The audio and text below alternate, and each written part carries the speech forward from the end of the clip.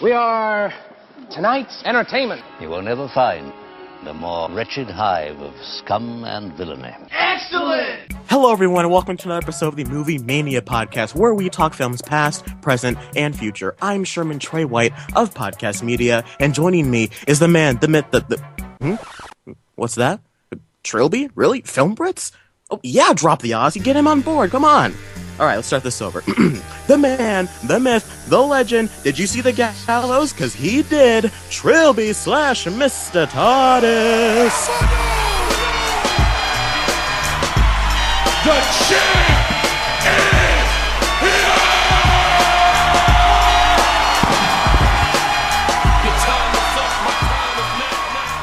I didn't even know what happened. Just a helicopter dropped me off here, and I didn't even ask for it. I just got dropped into this podcast, but I did see the gallows. Funny you should bring that up. Are we talking bad movies?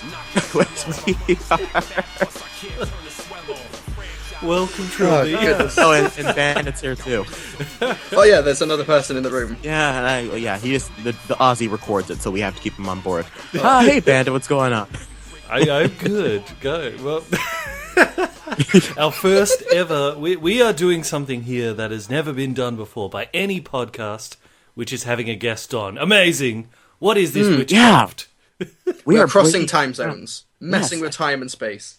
Well, we crossed the streams. So for those who don't know, Trilbee is from the Film Brits Podcast, where there's Trilbee and Sam, also known as Sam's Reviews on YouTube. So we thought we'd do this podcast crossover here. So that's why there's three of us going on. It was an odd experience where I just did a New Year's video, and then Bandit comments, and I'm like, wait, Bandit, who does those Star Wars awesome videos? He watches my shit. And then people were like, oh, you should do a crossover, and we're like, no, we're not doing it. But now I'll be surprised. Look at their faces. Okay, so basically he's already Trilbee's already teased it. Our main goal today, we were going to do a Q&A episode, but we decided, you know what? We did the best of 2015 last week. How about this week we do the garbage of 2015? We're going to do the absolute worst films, absolutely the worst of the year. And so also known as the movies that are not Terminator Genesis.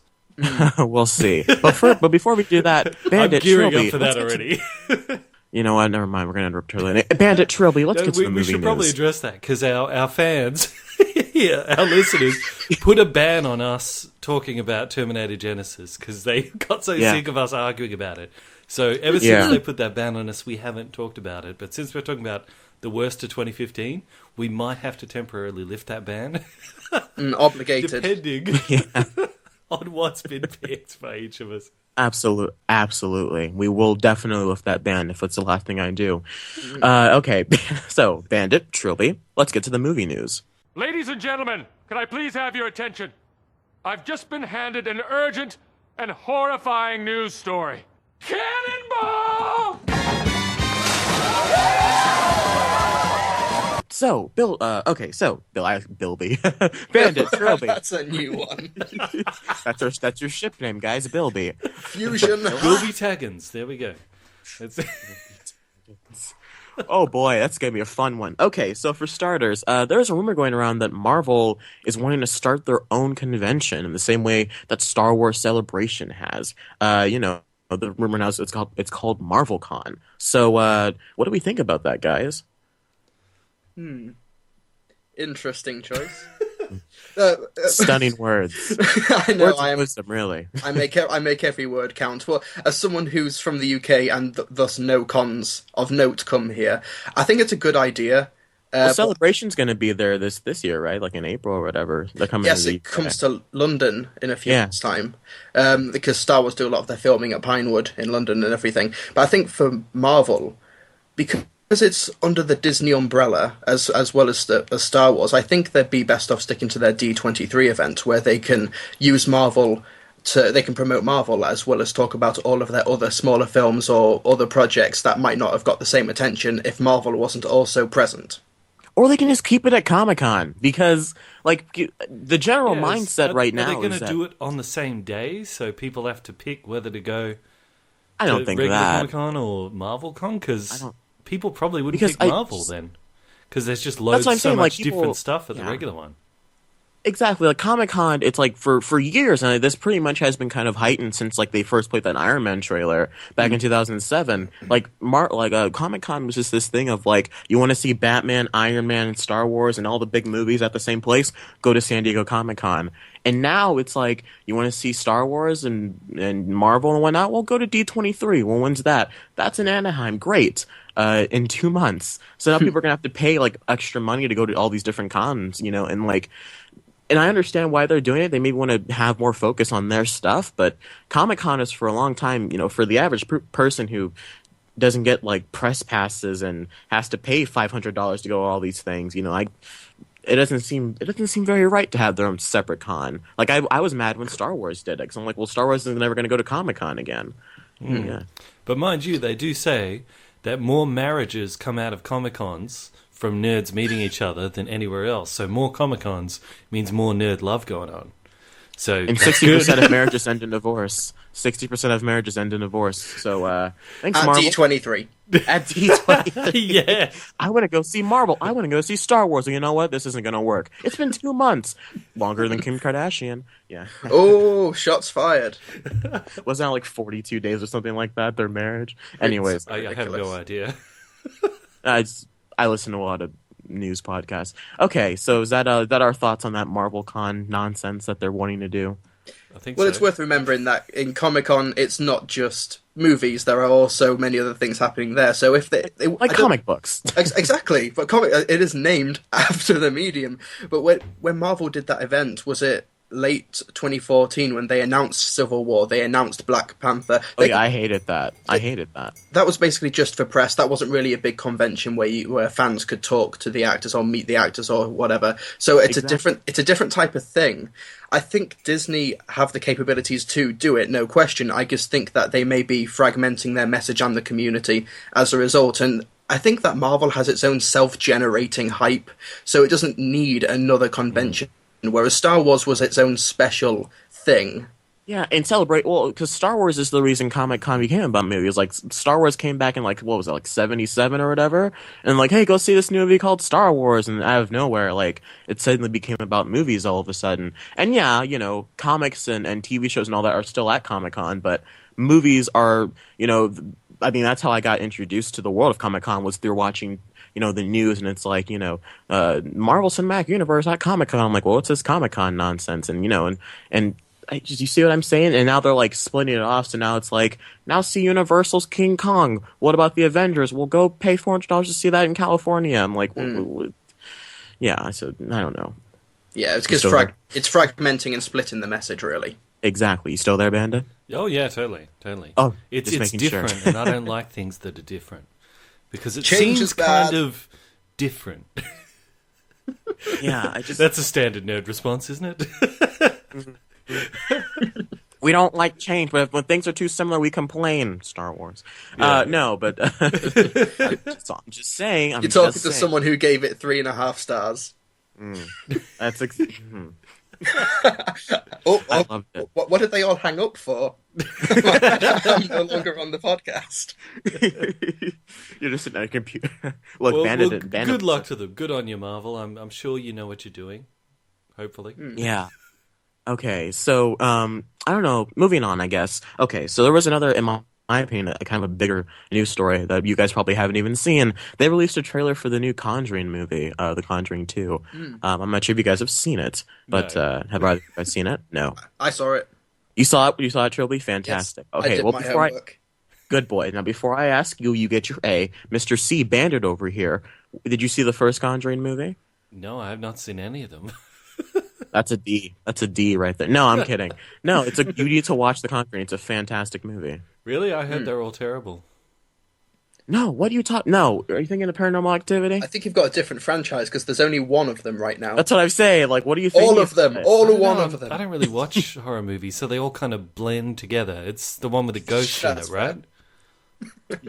Wow, you sound like when people talk about like superhero movies. They're like, I don't know, they're all the same to me. It's not the one with the spider bat guy.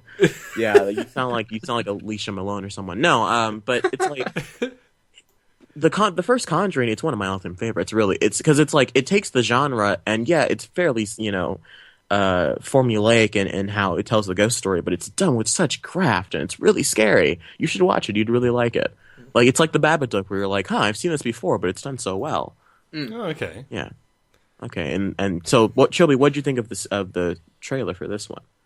Wasn't that impressed, but that's because I think James Wan's type of horror doesn't lend itself to quick trailers or quick bursts. It's very much a slow burn. It's methodical. Like I talked about a scene in The Conjuring in my found footage, Why It's Terrible video a few months back, and just how one of the best scenes is when Lorraine Warren is looking at the music box, and it's just such a slow 3-minute silent scene. Yes.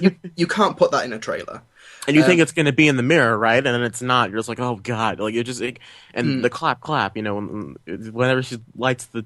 Oh, I remember when I first saw the teaser. And I forgot what movie it was. I was watching a movie. It might have been Avengers for like the 4th time. And then they showed that teaser when like the hands come clap behind her. And I won't lie, I dropped my popcorn. I was like, God, because that's. But yeah, and I liked this teaser just because it puts you back in the world of The Conjuring, like right away, like from the opening shot, like, oh, this is a James Wan horror film. But I think The Conjuring is better than Insidious because Insidious it's a lot more jump scare like filled than The Conjuring was. I love The Conjuring. I'm hoping that the sequel is actually going to be good because most time the sequels aren't that impressive. Yeah, but I liked the trailer a bit. I'm not really hyped for the film like I was maybe for the first one, but I did love the shot when that girl's on the ceiling and the camera twists and turns. That was pretty much alone. If the teaser was just that, it would have got me. But everyone's saying it's got a great jump scare at the end when the man jumps out of the corner. And I was just thinking, I saw that man did no one else see the man? And everyone's like, no, it's pitch black. No, there's a man in it. Oh, you saw? See, I thought it was a great jump scare. Because there's not like a loud noise that happens with it. Like it's a natural. It's like whenever in Insidious when you first see the red face behind the guy, and like because there's not like a loud like sting. It's just him going God, and everyone just. I remember watching that movie for the first time. When did the first Conjuring come out? Summer 2013. There you go. Oh, okay. Because it sounds like it was. It sounds like it was made before jump scare started to become boring. Well, it's just like I think a lot. Okay, here's like jump scares are. Jump scares are.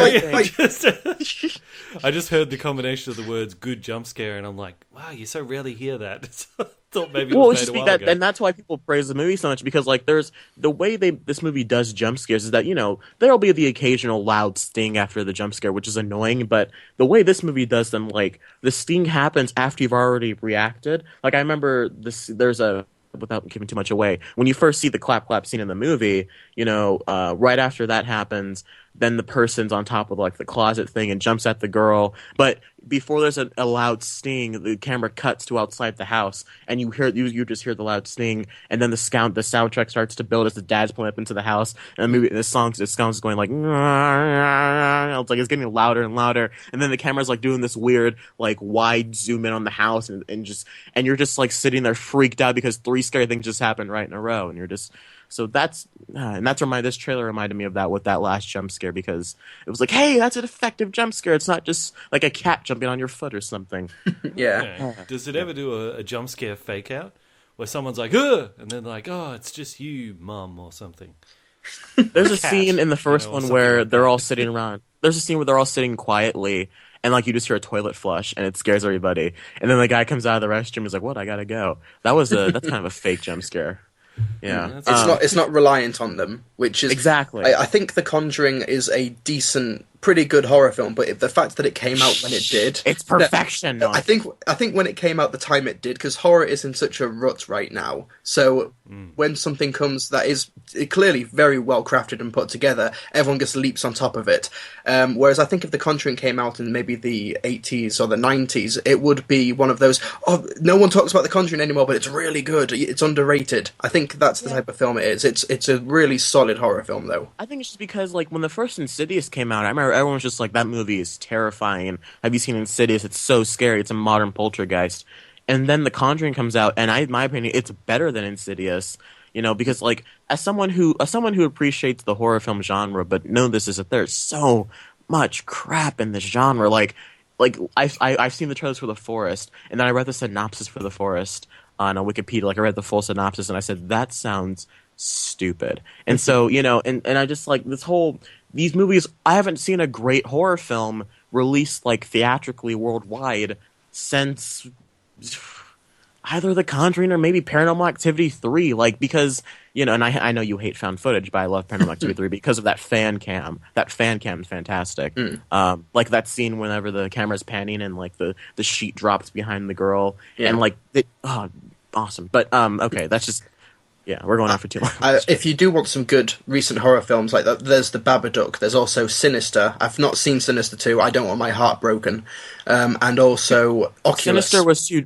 I'll give you Oculus, but Sinister was too jump scary for me. I thought it had a cool premise about how you kind of made your own jump scares, but towards the end, they start getting really, like, reliant on them. Definitely. It kind of falls apart in the last, like, 15, 20 minutes. Yeah. You can tell it's the studio interference. Exactly. But, like, at the start, because, if you haven't seen Sinister Bandit, the whole thing with Sinister is, have you seen those pictures where it's like, once you notice this, you'll crap bricks or whatever, and it's just, like, a picture of, like, a weird face in the corner that kind of jumps out at you when you notice it. Sinister is basically like that. It's a guy watching 8mm footage about these murders, and if you can catch the boogeyman character in the background before he does, it's scarier because Isn't that because the face like you're that like looks like the dude from Kiss, that Kiss mask. Yeah, but that'd scare me. It looks. That's what I'm. It's just Gene Simmons, It's just him in the corner. Apparently, he's creepy enough in real life. He doesn't even need the makeup. No, it's just like it's like you notice it before the movie makes you notice it, and it's just like, did I see that? Or and the Babadook was the exact same way. Like when she's in the police office and she looks up and she sees the Babadook on the door. The camera doesn't cut to it right away. It does like on the second time. And when I saw it the first time, I jumped out of my seat. I said, "Oh God!" And then it cuts back to him. It's like, "Oh God." I've told my story about the Babadook on the podcast. Yeah, that's one of the few horror movies I saw, and I loved that. And I actually kind of like the two Purge movies. Just they're the first one. Please don't kill me. I really like. No. I really like the villain in the first one. I haven't seen Anarchy, but I love the idea. the Henry. I thought the idea is really good. But anyway, it's like a Twilight Zone episode. What was I going to say? Shoot. So The Conjuring, the trailer, it makes you guys as fans of the franchise more excited or less excited? It makes me hopeful. My anticipation hasn't changed.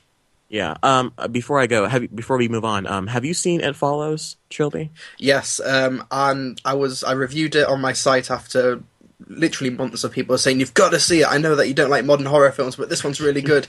I was a bit disappointed. I was a lot disappointed. Same here. It's so boring. Like the whole, people are like, "Oh, but it's such a throwback to the original John Carpenter movies." I'm like, yeah, but that was tension filled and scary. This is just a cool soundtrack. Like, and they break the rules of the monster so often that I can't get into it. It's like the thing has to be constantly moving. The wise are just standing on the roof of a house. Like the moment that's supposed to be scary, I was just really confused. I'm like, did I miss something? Yeah. It Follows is one of those films where if you don't think, I can imagine you getting a lot of enjoyment out of it. If inconsistencies and plot holes and stuff affects you or like makes you stop enjoying a film, I don't recommend It Follows because it's hard to get invested in a world where it keeps on breaking its own rules. Exactly. Like I can't get scared if the monster's like, if it's supposed to be like walking at a very steady, slow pace, and then after like 2 minutes it's already at the end of the beach after it was like walking around a tree. I'm like, well, I'm not scared anymore because it can just teleport. I'm like, what is it doing? And I also think that the plan that everybody has at the end of the movie is the dumbest plan ever. It's so overpoweringly stupid. And then it doesn't work. It doesn't work because the plot says so. Yeah. Okay. Now, what was your question, Ben? I was going to ask because, like, again, I don't really watch horror movies, but I've seen reviews. You weren't missing much. So if the ghost or whatever it is in It Follows, if it reaches you, does it like possess people and it's making them walk towards you? Or does it just appear as some random person and walk towards you? It takes the form. At the beginning of the movie, we're told that it takes the form of someone, anyone, anything that can help it get close to you. But then it takes the form of like a 7-foot tall man with gouged out eyes. and that wouldn't want it to get close to it at all. I'd run the hell away. Like, what if it was like the Thing and it turned like to a dog or something? It should turn into a little kid and be like, I've lost my mommy or something. And then like it'll be like it'll just randomly be like a woman with like half her shirt torn off or something, and you're just like, why do you have to have a boob in there? Like, just is that for the teenagers who are getting bored? Because it's not working on me. And see, already we're better ghosts than the actual ghost. But there's a scene where it takes the form of this girl, the main character's like one of her friends, and you think that would be a good disguise to get close to her, but at that point in the film, it's not after her; it's after someone who it is currently disguised as. It is going after the person in the same disguise it's wearing. It's like, what is the that would be scary, here? but yeah. I don't know, it's confused. I'm like, wait, but I'm here, so twin? But then it would kill me by that point, so I'm not. Then again, I always like to say, I always like to see like the black version of modern horror movies. Like, I'd love to see Black Paranormal Activity. I want to see how it ends in like 5 minutes because all the black people just will leave the house.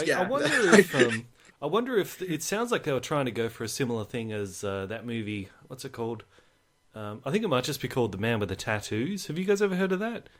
It's like an old movie where there's this guy, he's like, sorry everyone, we're going on detour already, but there's a guy, he sort of picks up... Welcome to Film Brits, where we go on tangents every 5 minutes. Crossover. He picks up this hitchhiker who's like, got tattoos like all across his body, and he's friendly and all that, and he's like showing this other guy, he's like, oh, this tattoo means this tattoo means that. He's like, oh, you got stuff on your back too? He's like, yeah, but just, you don't want to see that. And he's like, why not? He's like, yeah, just, you don't want to see it. And he gets like really curious. So later that night, when they like set up a campfire, he looks at like the tattoo on his back. And the weird thing is, like, whenever you look at the tattoos on his back, it shows you how you're gonna die.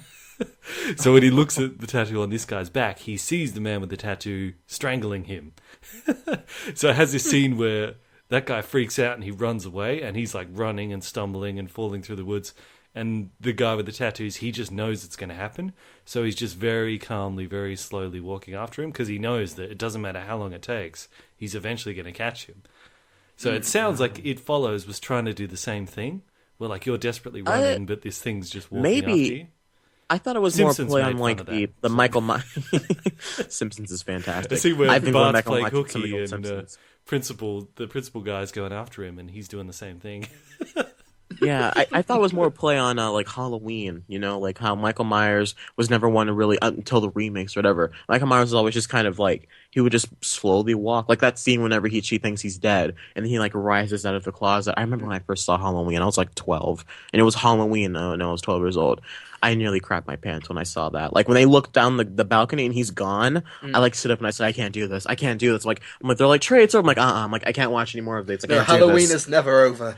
No, exactly. Like it just starts panning down the street. I'm like, what, my guys? What if he's outside? What are we going to do? We can't kill that thing. What if he's outside? My lightsaber's not going to kill that thing. It's not real. I think I was Luke Skywalker or something. I don't know. But does Silence of the Lambs count as a horror movie? It does, doesn't it? I'd say so. Yeah, it's pretty. That's probably my next favorite horror movie too. Anyway, I don't know why we're talking about horror movies so much all of a sudden. Well, when he bites the guy's nose and like the other guy's just watching, like, oh my god, like he's trying to get away and just mind you, that is vaguely kind of funny. Yeah. Well, because he's enjoying it so much, it's wonderful to sit down and watch, Odin just rip a guy's nose off. It's fantastic. Yeah. Okay. So we should probably keep going. Yeah. Last story here. Michael Bay has returned, and he'll be directing Transformers 5. It's official. You know what? That means we're getting another Transformers, which is awful. But on the plus side, it means that, because I was worried that he might quit and just jump over to Ninja Turtles and then ruin Ninja Turtles in the same way he ruined. But at least if he's staying with Transformers, Ninja Turtles still has a chance. No, it Let's doesn't. look on the bright side. Doesn't. He's the Kevin Feige of the new Ninja Turtles. There's no it doesn't. You've seen the shot in the trailer where Megan Fox is tying up her like shirt. He's like the ghost from It Follows. He's just like dun dun walking towards the movie. They're like, no. Yeah, once he's caught an 80s cartoon property, he just goes right on to the next one in line. That's what I'm saying. It's gonna get you. After Teenage Mutant Ninja Turtles, Thundercats is next. Then He-Man. Oh my! I'd love to see. I'd Actually, honestly love to He-Man see is Michael coming. Bay. They're doing He-Man again. Yeah, they keep trying to do He-Man, but don't worry, they're never going to get He-Man. He-Man's never going to happen. Then again, Spider-Man was never supposed to be in the Avengers. But okay, so I just He-Man. Who cares if he's a Nazi who wears the Iron Cross? He's great. Yeah. Excuse me? Everybody out are we there, still on about search Michael on Bay or YouTube, He-Man? He-Man is a Nazi. There's a really funny video about it. But it also adds up all the stuff that's thought you were on about Nazi-esque, Michael and Bay. you're kind of like, oh, yeah. I mean, I would believe that Michael Bay's a Nazi, but, I can't... I mean, even though he's Jewish. That's why Megan Fox got fired, right? Because she called Michael Bay Hitler and he's Jewish. Yeah, so Spielberg was like, yeah, you can't be in the new one. I think he's related, or Yeah. he was related to... oh, God, I blanked on the name. Oh, that's terrible. He's like a cousin of Leonard Nimoy. That's it, Leonard Nimoy, yeah. That's how he Why got am I him. always That's so how he got terrible him. with names on the podcast? I always blank on everything. Well, you're nervous. You go into Lucas mode whenever sometimes you're just like, what's that guy's name? I don't. No, I go forgot. into It's Michael poetry, Bay mode. really. I just go. You go into I'm Michael sorry. Bay. Like, I'm sorry. You just walk and I off stage. How crazy is that when they were just like, so Michael Bay, how is it that you direct movies? And he's just like, the prompter, I can't. I'm sorry, I don't know how to direct movies. I gotta go. All you had to say was just like, well, it's just a matter of making sure everyone works together and making sure the story blends well on screen. That's all he had to say. To be fair, not all directors are great public speakers. Maybe it goes through him. Like, obviously, it's fun to say that because it's Michael Bay, but let's give him props as a person. Do you hear how he's got human being, Trilbee? Do you know how he casts women in his movies? He has them come over and wash his car. Is that That's how an actual he thing? Is that true? Yes, that is. Yes, Come that on, is how that he can't casts be women. true, right? Wax on, wax off, and whoever what I'm does the saying. best gets to be the new Karate He's Kid. Mr. Miyagi. He takes yeah, his head out of it's a not pile like a of scene from cocaine, Wild and then he Things, goes not and at washes all. the car. He takes his head out of the pile of cocaine, and then he goes and has them wash the car, and then he sticks his head back in the pile like Scarface, like that, like. So I mean, and if you've seen he looks so douchey too. Like in pictures of him on the set of Transformers 4, he's just like standing there like, I'm gonna make another $1 billion. Watch, like, because he's just, I honestly I would trade lives with him in an instant though. Like honestly, that man is so lucky. Yeah, but this decision to have him do Transformers 5 is he's saying that it's going to be the last one, but he's said that for the last 3 Transformers films. Yeah. But they put together a big writers' room, and they were like, we're going to bring in this all new talent, and it's going to be great. It doesn't but matter who revitalised. writes it. That's what they It said doesn't matter last who time writes it. too. It's like, we got a new writer. I'm like, it doesn't matter who writes it. The director's the one who puts the screenplay on the screen. Yeah. And this is something that Max Landis always points out, is that, your screenplay can be the best thing in the world, but if a bad director gets it, it's going to be terrible when you see it on screen. Because, I mean, look at Fantastic Four. So... Well, hopefully, That's at least if they're setting it a couple of years after the last one, they won't have that creepy pedophile thing with that guy No, we who's still like, got "No, Mark I've got the Wahlberg, though." legal loophole here. I'm not a pedophile." No, they're gonna cast a 15-year-old girl this time. I'm calling it now. They're going to keep going younger. They're gonna pull a Game of Thrones, and it's like right when she hits puberty. Let's give her to Michael Bay. Yeah, Oh, God. that's as far as I'll go. Please I don't give promise. Michael Bay ideas. You know he's going to do it. He just goes and looks for Sophie Turner. Like, is she 15 yet? Like, no, sir, she's 18. Oh, we missed the boat. All right, go get someone else. Aria? No, like, no. Sorry, Sam. Not Sam. Excuse me. Sorry, Chilby. I've been watching Game of Thrones. Yeah, he's I have trying to Game of catch Thrones up before brain. it starts again. I'm halfway through season 3, and like Sansa just started like freaking out because she started going through puberty, and she's just like, and one of the maids just went to go get Cersei, and like I think one of the other maids was like tackles her like, don't get the queen, because that queen's a little. Oh, I hate Cersei so much. I've only watched 2 episodes of Game of Thrones ever, so this is just white noise. Game of Thrones is fantastic. You need to watch I have it. heard. I've just got so many other things to watch. Coming from a guy who doesn't hype up things too much, unless it's like Star Wars, because Star Wars is fantastic, even if you think it's mediocre. Shame. Shame. What? 3.5 stars is not mediocre. That's a recommendation. I'm sorry, I didn't read your review on I just watched the video, and You did 99% of all internet commenters. Oh, I'm going to read the score. Shame! Just the score. Well, it's just like, because like, and this isn't just a play on you, and I hate going back to Star Wars hate, but let's go to Star Wars hate for a second. Every review ever, like when the movie first came out, it was never like in podcast form, it was never like, what did we love about the movie? It was always, the first thing I always talked about, and we were guilty of this too, Bandit, it was always like, what were the film's biggest problems? The movie was mediocre because of this. And like, and every podcast I listen to, I'm like, well, what about the great things? I'm like, then we don't care. It's too much like The New Hope. I'm like, well, what about the awesome acting and the action? It's like, well, that doesn't matter because there's a Death Star. I'm like, well, hey, don't watch a Star Wars movie. If Transformers has taught us anything, It's that doing the same story over and over and over again makes you more and more money. So J.J. Abrams did exactly the right thing by making it a remake. Let's just hope Ryan Johnson can get this thing right. Like we really need. I'm so sick of reading articles about why Star Wars is stupid. I can't do it anymore. Have you seen that petition that they should get rid of Colin Trevorrow and replace him with George Lucas for Episode 9? I saw that. I thought it was a joke. I was like, hell from will what I can literally tell. free.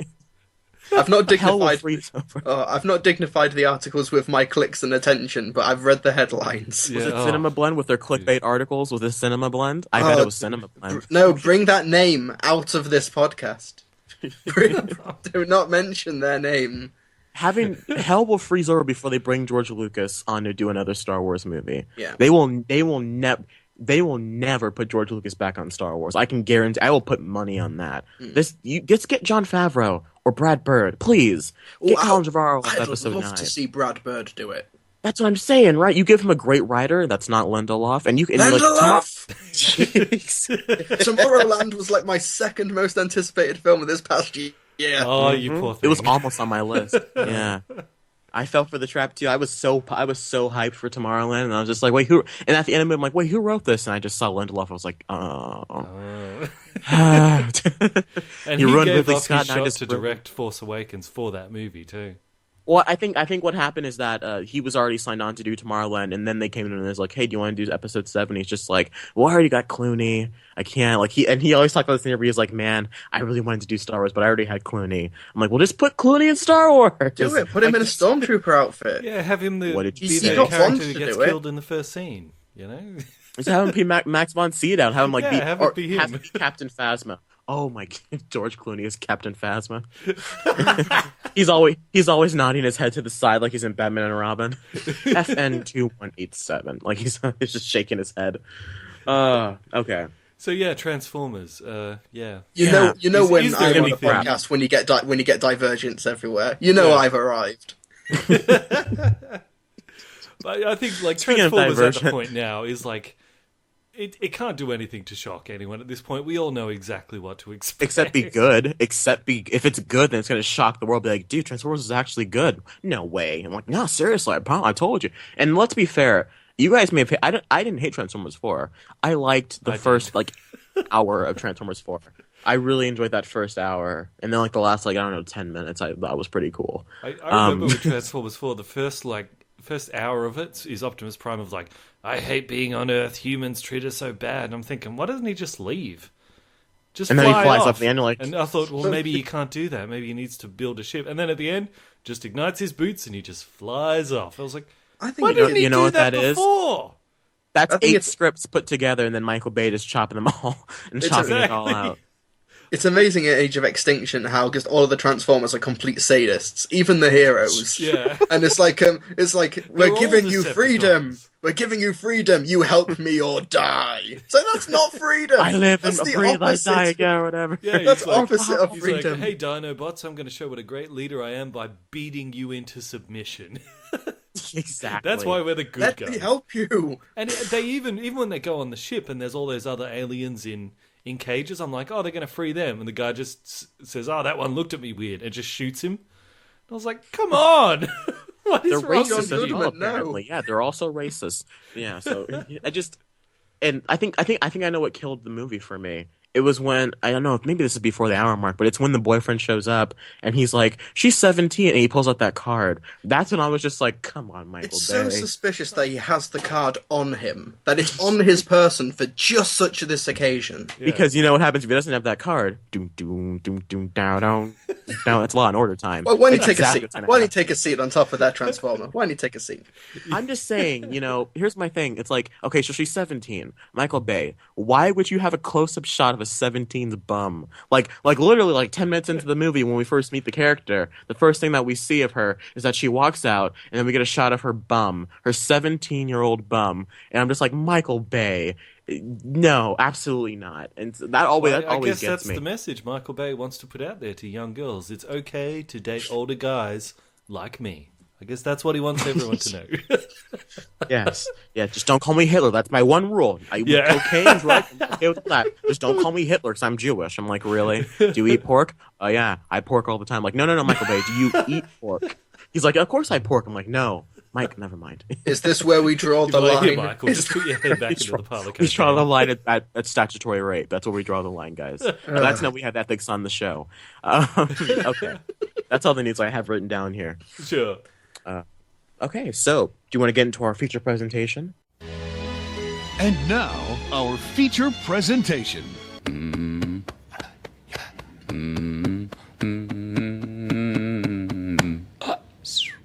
All right, so guys, these are going to be our top 3 garbage films of 2015. Tell you what, because we're courteous, I'm going to go first. No, Trilbee, you go first.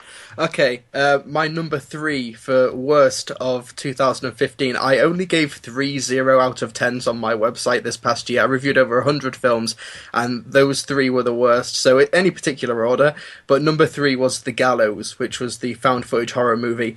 And I actually went to a press screening in London for The Gallows. We were given a T-shirt. We were given a big, heavy booklet talking about the making of the film and how these 2 students did a movie trailer on YouTube, and Blumhouse Productions was like, we like what you're doing, come on board and make a feature film of it. And it was the absolute worst.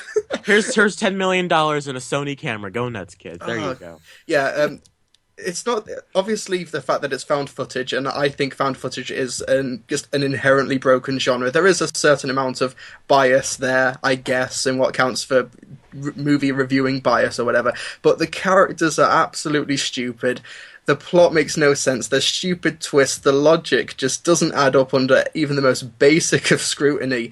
And one funny thing is that the TV spots for The Gallows, because the plot is that these teenagers, they break into a high school, and they go to the theatre to destroy the set of this play because one of the teenagers does not want to perform. Kids would never do. I'll tell you what, kids will break into a prison before they break into high school. Exactly, that's never going to happen. They're breaking into. That happened to me. Do you want to tell the story? Really, Bennett. You shot the movie yourself. You tell us about The Gallows. They break into this theatre, and they're going to destroy the set because this guy doesn't want to perform in the play. And they think, okay, no, we'll do it. Nobody knows we did it, except they brought the friggin' camera with them. Anyway, and there's great premise there because there's nothing creepier than a theatre in the dark. And I say this as a ex-theatre student, and they have. Somebody died on the stage. Oh, look at me! I'm an ex-theater student. Yes, it's so the proxemics are beautiful on the stage, and it's. And the premise is there, but what happens is that 20 years ago somebody died on stage, and the ghost of that actor, that student, is going to kill these people, and his name is Charlie. And you look at the TV spots of The Gallows, and it's like, you've met Jason. Jason has his machete. Freddy Krueger has his claw. Now meet Charlie, the next name in horror. And it's like, He's got a rope. He's got a rope. Exactly. Where do you get off? Where do you get off comparing yourself to Freddy Krueger or Jason Bourne? How great would it have been if it was like, now meet Charlie? It's like a picture of Charlie Sheen. It's like winning. The next horror icon. Next horror icon.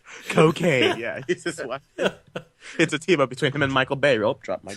And there's just general stupid found footage stuff. Like, for example, the battery low sign appears on the screen, even though if you've ever watched any camera footage, the battery low thing does never appear on the screen. Yeah, that always gets me too. I'm like, well, I've recorded things with a video before, and you never see the HUD display, because that'd make the whole point of the video, unless it's like 1984, in which case, anyways, keep going. There's just stupid stuff, like when somebody falls off a ladder, lands on their back, and they broke their ankle. Just thinking about this breaks my brain. And of course, like, none of the characters have any motivations. They're stupid twists. Of course, it's a Blumhouse film, so it ends with an obnoxious jump scare. No one proofread the script, and it's just so bad. I wasn't quite offended by it, but I was so bored the whole time. Every single scare is either a fake out or a jump scare. there's not a single moment of tension building. It's all jump, loud noises, bang, bang, bang. So you just become numb to the whole thing. It's about 90 minutes long, but it felt like 20. It felt like 20 a lot hours. Of the jump scares too. Oh yeah, you can. I feel like Trilbee's just reading his review at this point. Like he's just reading his review off the website. Like he's just quoting it, trying to that's a get good that idea. I'm actually going to put that on. So I have notes to refer to. There you go. It's just like okay. So this is a ghost that haunts a movie theater? No, it's like a stage theater.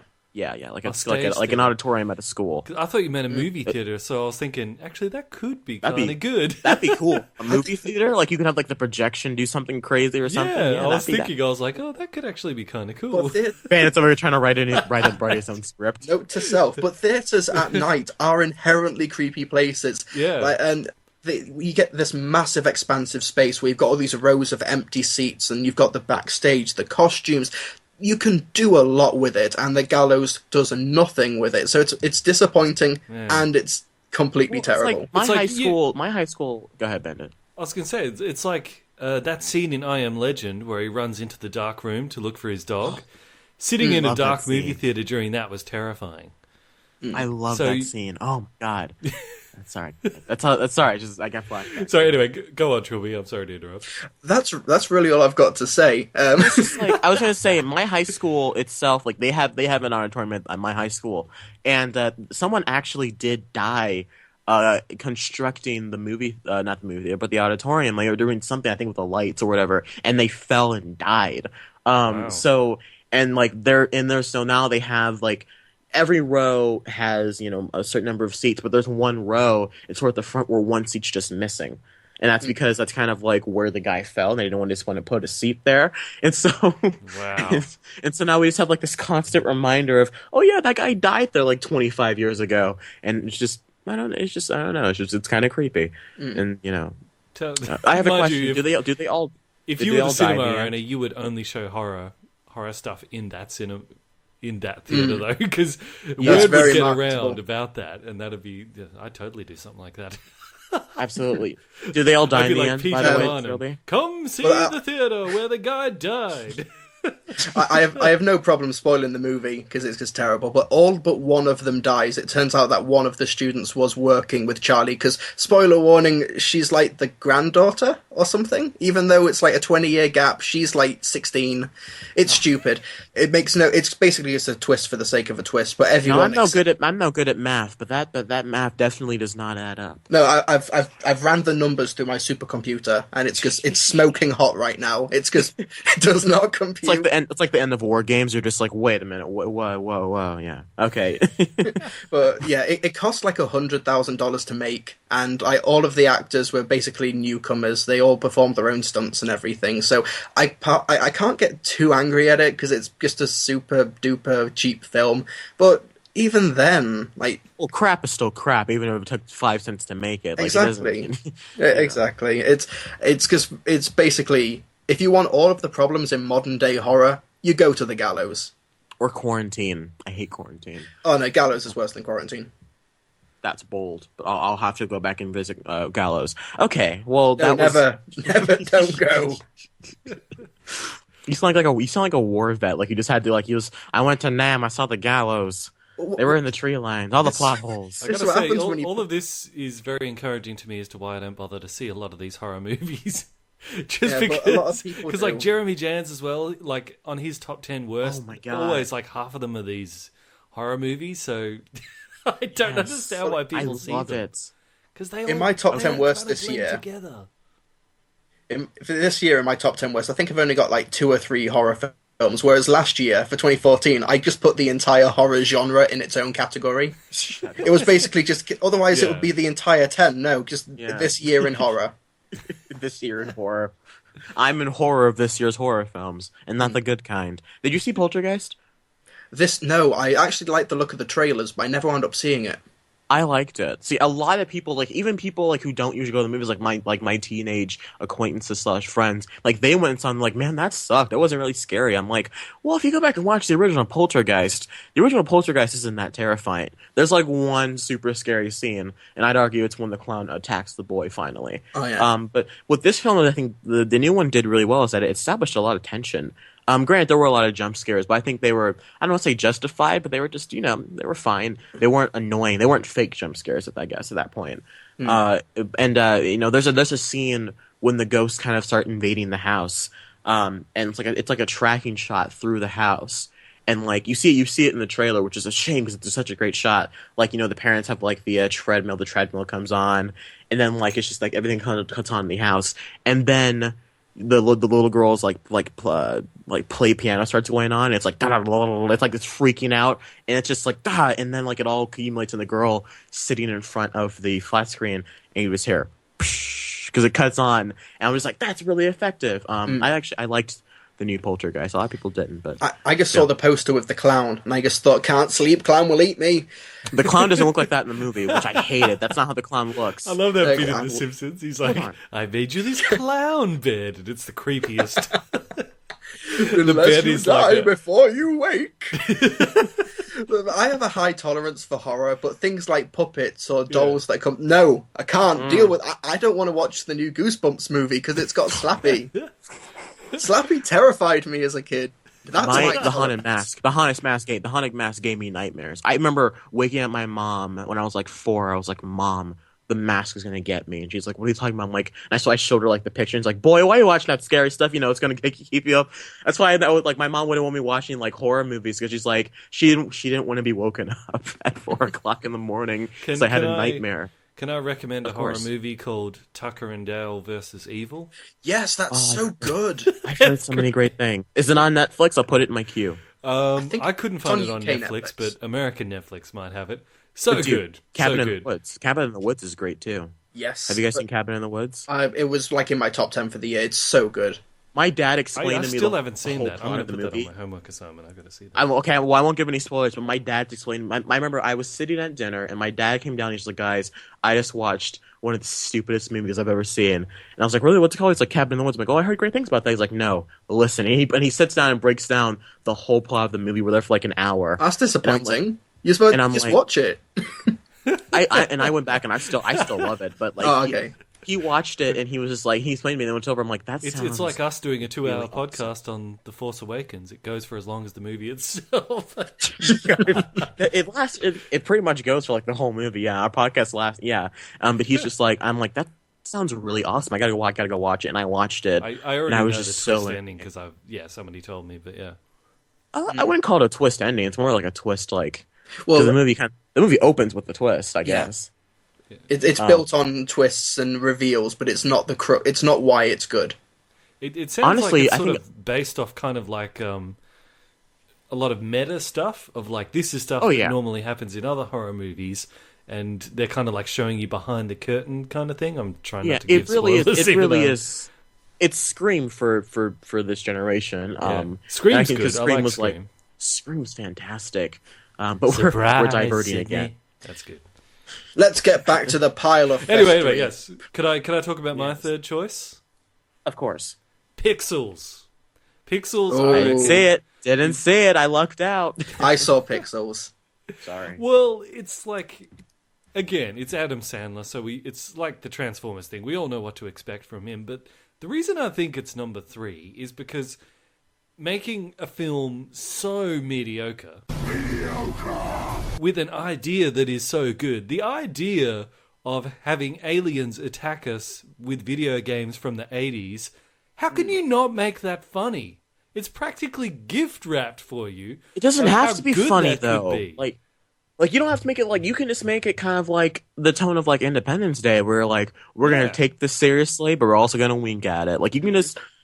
All you had to do was be Independence Day meets like Wreck-It Ralph. That's all you had to do. Yes. The movie writes itself. But then you give it to Sandler, and he puts all his buds in it, and you put it. Yeah, like Nostalgia Critic, I think he described it best. It's just every other movie that he's done recycled again, and it's like, come on, man, put a bit of effort into it, or just give it to someone else. Does the movie open on a fart joke? Does it open on a fart joke? Let me think. No, it doesn't. Actually, no, I can't remember any fart jokes. There's plenty of them in The Ridiculous Six, though. That movie opens on a fart joke. But yeah, look, Adam Sandler, if you're not going to put effort into these movies, just let someone else do them. I'm sure you've got enough money. You don't need any more. Just go retire somewhere on a beach in Thailand and just leave us alone, Adam Sandler. Stop trying to be funny. Stop trying to make us like, Rob Schneider, and just go to Thailand or whatever. Was Rob Schneider even in Pixels? No, he was in Ridiculous Six, though. Okay, so he's still around. Yeah, he hasn't just. Actually, I could probably put that as number 3, but no. See, my thing is that, like, Adam Sandler to me is, like, Adam Sandler and Michael Bay are, like, the legal Ewa Bowl. And we're, like, they make crap and it makes a lot of money, but they're not, like, being shady about it. They're just doing it in front of our faces and no one's complaining. Yeah. I feel like Pixels was the first time people were just like, you know what? I won't go see an Adam Sandler movie, which I was so happy for. Because people saw Adam Sandler and got turned off, which I was so happy for. Because... God, he makes crap. The thing about Pixels is that if this was good, if the reviews were solid, like 6 out of 10, 3 out of 5 and above or whatever, this would have made so much money. Because the premise is there. I'm more disappointed at Pixels than mad about it, because I think Chris Columbus, while he's really fallen off track over the past 15 years, I think he's still got it in him to do a good big blockbuster film. Dude, he did Harry Potter so well. Exactly, but then when you put it in the hands of Happy Madison and Adam Sandler, you might as well just sign your own death warrant there. Creatively, not actual death. More like the death of his career. But I think like the tide is like Trey, you mentioned before, like he's kind of like Adam Sandler and Michael Bay are kind of like the legal Uwe Bolls and all that, but at least like the tide is turning on Adam Sandler. At least with Michael Bay, people like, we hate his movies, but in terms of business, he's obviously pretty crafty. Like, he knows what he's doing. It's that word of mouth. It's the word of mouth that gets moved the Transformers movies. Like, because people... But Adam Sandler, he's not even that. It's just garbage all around. Garbage. Wasn't there a news story this past week that Ridiculous Six is like the most successful Netflix movie ever, which I don't think makes sense, because like within a few days of Ridiculous Six going live, Netflix were hiding it. It wasn't appearing in their trending. They took it off of everything. I don't know how that happened. I don't know if Netflix have skewed the numbers. I'm not shady's going on. I'm not suggesting skullduggery. Otherwise, we're not going to be Cinema Blend and try and defame people. That Emma Thompson Harry Potter interview. But yeah, I don't quite know what's happened with Ridiculous Six and the Netflix numbers. I think it might have something to do with like their pay model. Because I think it might, because YouTube introduced YouTube Red, which is a similar thing, which means more money for all of us. Yay! But I think it's something along the lines of like with Netflix, if you pay $9, that $9 is distributed amongst the different shows that you watch, kind of thing. So, like, even though maybe not that many people watch Ridiculous Six, for those who did watch it, they get watched it 30 bigger times. Percentage of that $9. So it's more than, I don't know if I'm explaining it properly, but their pay model is set up. I see what you're saying. Since I kind of see what you're saying, because you don't pay to watch Ridiculous Six when you first watch it. You're paying for the Netflix service itself. Yeah. So I guess if you want to do, you can do, which I still think is kind of shady. You can do some like number crunching around and be like, well, people bought Netflix and maybe people didn't watch Ridiculous Six, but hey, Ridiculous Six can still get money because people are watching Netflix. I guess that's what you're trying to. Yeah. Or maybe Netflix subscriptions went up around the same time Ridiculous Six went live. Maybe that doesn't automatically mean they subscribed for Ridiculous Six, but I don't know. Maybe I don't know.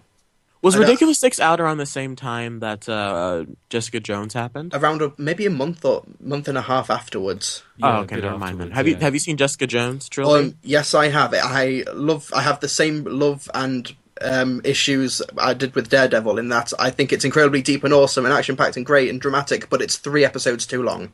Yes, I think Jessica Jones is like 6. I think Jessica Jones is like 7 or 8 episodes too long. Yeah, I agree. Nothing I happens remember in the when beginning we talked about or the end of that show. It's like the first half is really slow, and the second half it really picks up and gets much better. So I totally agree. Like, just chop out about 3-4 episodes in the beginning where she's just walking around looking through windows, and that'd be a really, really good. That'd probably rival Daredevil, I'd say, in terms of Netflix Cut shows. out those 2 episodes where they just do nothing, and then like there's one Luke Cage fight with Jessica Jones, and you're just like, okay, great. And then the way they take out Kilgrave, it's spoilers, but it's been out for months. And the way they take out 30 days. But I've just got the numbers. Ridiculous 6 came out a week and a half after Jessica Jones did. That's what I'm saying. Like maybe like because I know Jessica Jones had a lot of like kind of slow hype to it, and then when it first came out, people were just like, I think my biggest issue with the reviews at least is that people were like, I love this superhero show because it's like a superhero show, and my thing is like, then why are you watching a Marvel program if you don't want to watch a Marvel program? Like, that's the thing to me. Whenever someone's like, well, I didn't like Ant-Man because it felt like too much like a Marvel movie. I'm like, well, it's a Marvel movie. What are you expecting? God, it just gets me every time. I didn't like Jessica Jones. I actually thought that, because you remember in Jessica Jones there's a bit where she manually decapitates that guy who's already dead, of course. So I thought when she takes out Kilgrave, that's what she was going to do to him. But no, she just snapped, done, over. And I was like, oh, come on. Really? I figured they would Hannibal Lecter him, lock him up and put tape on his mouth. Yeah, well, no, Blade Runner him, just crush his head. Or I didn't want him to die. I wanted him to fight Daredevil. I want to see what that would look like. Yeah. Because like Daredevil his whole thing. We wanted to see Kilgrave get locked up next to Kingpin in the same prison. Oh, that'd be so fantastic! Because you can have like Kingpin like force his way out of the cell using Kilgrave. Like you. Oh, okay, but like picture, okay, because so Daredevil, his power is like, one of his abilities is that he can, he hears pretty much everything, but he's able to focus in on certain things. So when he's talking to Kilgrave, or, he can just mute out Kilgrave, and then that's a great, like, kind of conflict that those two have, maybe the stronger Kilgrave powers get, it's like, but they wasted all that, and the show's boring. I don't think they wasted Kilgrave, but I think I just want to see David Tennant on the big screen in these films. Same with Vincent D'Onofrio. Put him in a Captain America movie. Oh my god! I want to see Charlie Cox as well, who plays Daredevil. I just think that he's too good at Daredevil to not have on the big screen. No, I said this now. Now Marvel has Spider-Man back, at least, well, partially back. Right? Imagine how cool it's going to be to see, like, if they crossed it over. Imagine how cool it would be to see this Kingpin with Spider-Man that has the same tone as the MCU. That sounds amazing, right? Like, because like they know how to do like jokey Spider-Man right, hopefully, because Sony didn't. So, and now you have like a super serious Kingpin fighting this like comic, like just teenager just throwing shade all over. This could be that makes me excited. But if they don't cross over, I'm gonna be sad. Okay. So anyway, yeah, all right, it sucks. Okay, yes. Diverting. Speaking of divergent, yes. Hunger Games, Mockingjay is my third most garbage film of 2015. It's the 3D version. I'm tempted to put in my top 10 worst because the 3D conversion was an absolute joke. Was it in 3D? I didn't see it. I had to see it in 3D because of the screen, because of the timings and everything. And the trailers before the movie played perfectly in 3D and on all the 3D adverts and everything. But then when the movie started, everything had an echo. It wasn't the screen, it was the actual movie. Really? Oh, wow. See, with me, well, I think it's because they didn't have 3D showings and here in the States, I guess. Maybe that was a UK thing. I'm sorry to hear that. But the movie Mockingjay itself, and Bandit, we had a whole big kind of debate about this on our podcast.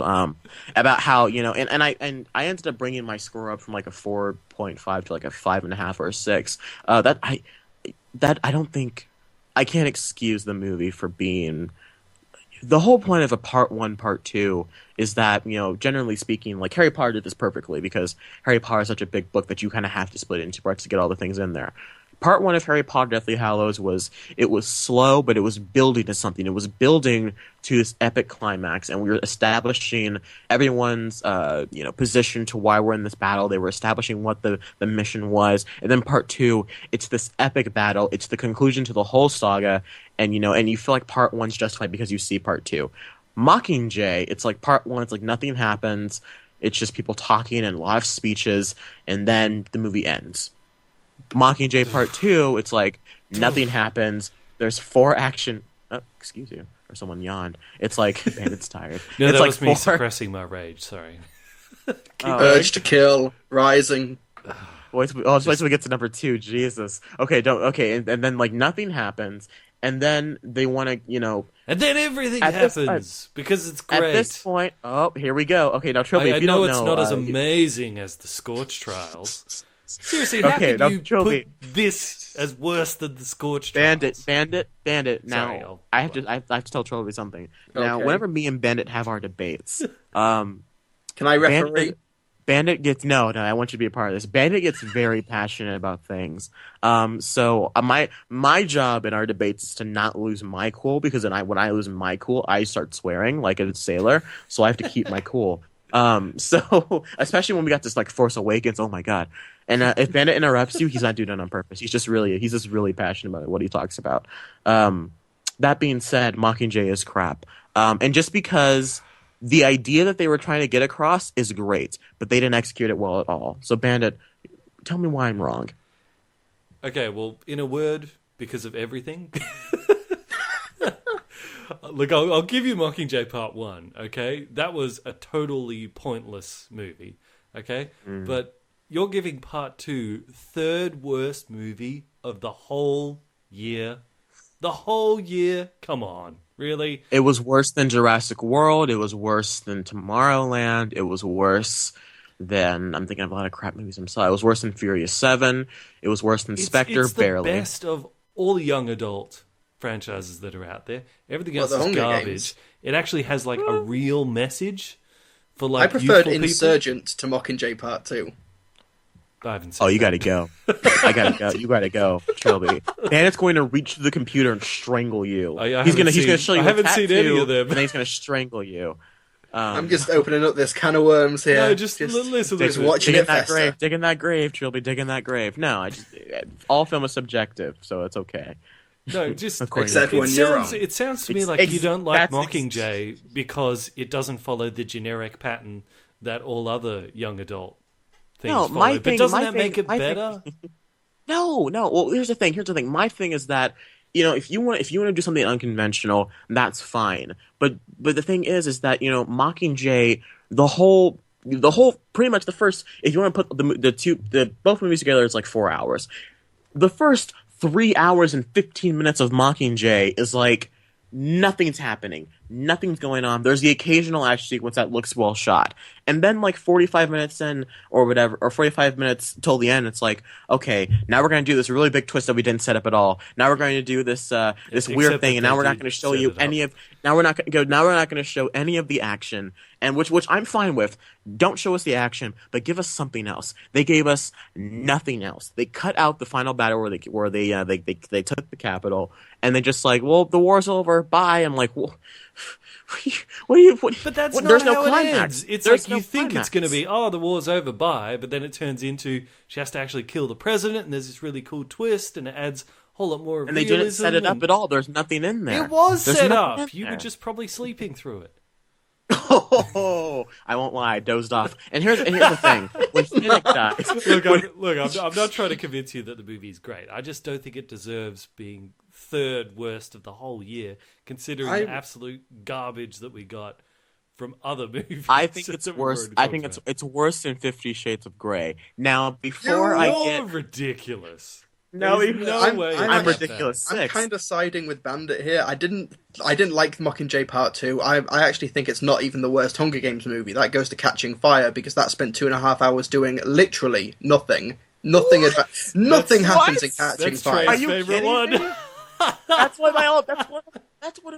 my favorite young adult movie. So what you've got here, you've got 4 Hunger Games movies where you only need 2 of them, because you don't need like half of Mockingjay Part 1 and half of Mockingjay Part 2, and you don't need any of Catching Fire. So you need that first one's crap. What are you talking about? I'm not saying it's good, but stuff happens in it. One. Yeah. I'm not saying they're good. It's too shaky, Cammy. What are you doing? Oh my god! I'm not saying they're good. They don't want to show small children getting butchered, so they do the shaky. Then don't adapt the book about small children getting butchered. But for Mockingjay Part 2, it just feels like everyone involved, even the actors, are basically, they just show up and they say it's good enough, we've done whatever, and like no one really has any enthusiasm. Even Jennifer Lawrence looks bored as hell. in this role. I agree with you on that, but you can't rate Mockingjay Part 2 as third worst movie of the year because of what the movie before it did.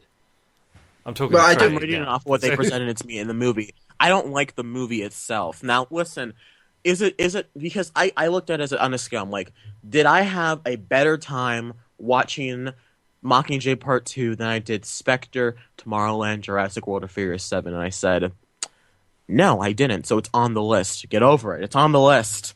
It's on my list. Okay.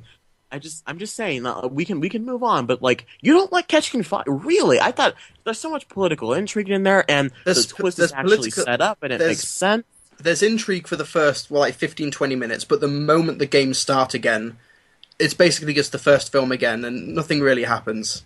I thought there was a lot of creative action. I thought they adapted the book really well. I thought that there's this undercurrent of kind of deception going on that I really enjoyed. I mean, wow, I thought they just upped the ante from the first one where you couldn't see anything, like nothing was, and she's walking down the street and the camera's like in tumble dry mode on in a dryer, but it was shot really well. The acting was great. The score was fantastic. Wow, that's okay. Look, listen, I'm just, wow. It's like someone telling me they don't like The Dark Knight. I'm like, really? Well, wow. I agree with many of your points from Mockingjay Part 2, but I'm with Bandit in that I wouldn't put it in even my top 5 worst of the year, or maybe if it was probably not even my top 10. 8, I could understand. Unless it's the 3D version, because that version was pants. Well, I didn't see the Gallows, so I mean, I didn't see the Gallows or Pixels. Should we move up to? And you need to watch more. You need to watch more terrible movies. Yeah, but it's I don't have a job. All right. It's kind of like it's like once you see more terrible movies, it sort of puts it into perspective. Because I remember you made that same argument when we talked about Scorch Trials, which I absolutely despised, and you were like, compared to the other garbage in the young adult genre, it's actually pretty good. I'd use the same argument here about Mockingjay. Dylan O'Brien is a young talent that can do some great things. Bandit. But man, it's just Dylan O'Brien's in such terrible movies like Scorch Trials. Look, it's not amazing, but it's not terrible. I thought it was quite good. I gave it a 7 out of 10. I had 5,000,000 times better than both of the Maze Runners put together. Also, I'm a subjective. But it kind of reminds me of when at the end of 2012, some people were putting The Hobbit: An Unexpected Journey as the worst movie of the year, and it's like, okay, you didn't like it, fair enough, but really. The same year we got The Last Twilight. The same year we got the Top Cat, the movie, a movie which ends with a prison rape in a kids' movie. I'm not even making that up. Really? Wait. Excuse me? The end of Top Cat, the movie, had an animated Spanish language film in 2012, and it ends with the villain of the movie being sent to dog jail. He's a human man. He gets sent to dog jail, and then he gets raped into the prison by a dog. They don't show him getting raped. Clearly, it is heavily implied. Did this movie inspire does he look at him? Does he look at him and and just like you're mine, boy, or something? Is it like Oz, where it's like J.K. Simmons is just kind of there, and you're just like, oh, I know what's going on. But like, it is basically it's not actually said, but it is heavily implied, and it's set up in the movie that it's just like a jar of petroleum jelly sitting around in the corner, and you're just like, oh God, or it's like you see Marcellus Wallace sitting in the corner, and you're just like, oh, things are happening. It doesn't quite do that, no. But it's I'm just saying, like, but you said rape, and I got really nervous. But that does happen. A guy gets raped by a giant hamster, so. But excuse me. The point being, Leonardo DiCaprio gets raped by a bear in The Revenant. Oh yes. No, he doesn't really. The point being, Cinema blend. The point being, in 2012. If you don't like The Hobbit, that's fine, but it is scientifically not the worst movie of the year. Have some perspective. Yeah. I think, all right, this gets to an argument that me and Bandit had before about what counts as subjectivity in film. The way I look at it is that what movie did I have a worse time watching? And I had a worse time watching Mockingjay than I did watching almost any other film this year. I don't know. Sure. Fair enough. Okay. Shall we move up to number 2? Please. You thought this discussion was heated. Good Lord. I might just skip my number 2 and get over with it. No. What's your number 2, Trilbee? I won't spend long on this one because my many issues with The Gallows apply here. It's another found footage terrible horror movie, but it's one that should know better. Paranormal Activity: The Ghost Dimension. Did a found footage film beat you up as a child? Terrible horror movies. Yeah. They're all Did a found bad. footage movie beat you My up as a Father child? was a conventional I was horror gonna movie, say. and it lost its job to a found footage movie. That's what I'm saying. Like, did a found footage movie beat you up when you were a kid or something? No, Like, what did? they're just so terrible. But the thing with I agree, like they're the most gallows, no, because it's my job. That sounds like a terrible job, man. See, I see good movies. It has its perks. You should have had me on last week. I would have been raving about some superb films.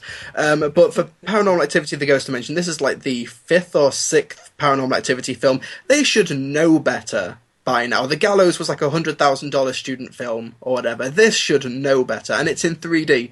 And the reason this is worse than The Gallows, in my humble, completely correct opinion, is that the 3D is so badly done that many people in my screening actually left the screening to be sick, because the 3D shaky cam, the found footage angle, was so poorly equipped for the 3D. That sounds unbearable. Like, you're watching, like, the third dimension shake all around you. That's the equivalent of, like, the room spinning. Like, that, clearly. Like, It's basically that. I've got a pretty high tolerance for 3D. I don't get motion sickness or whatever and stuff. I'm fine.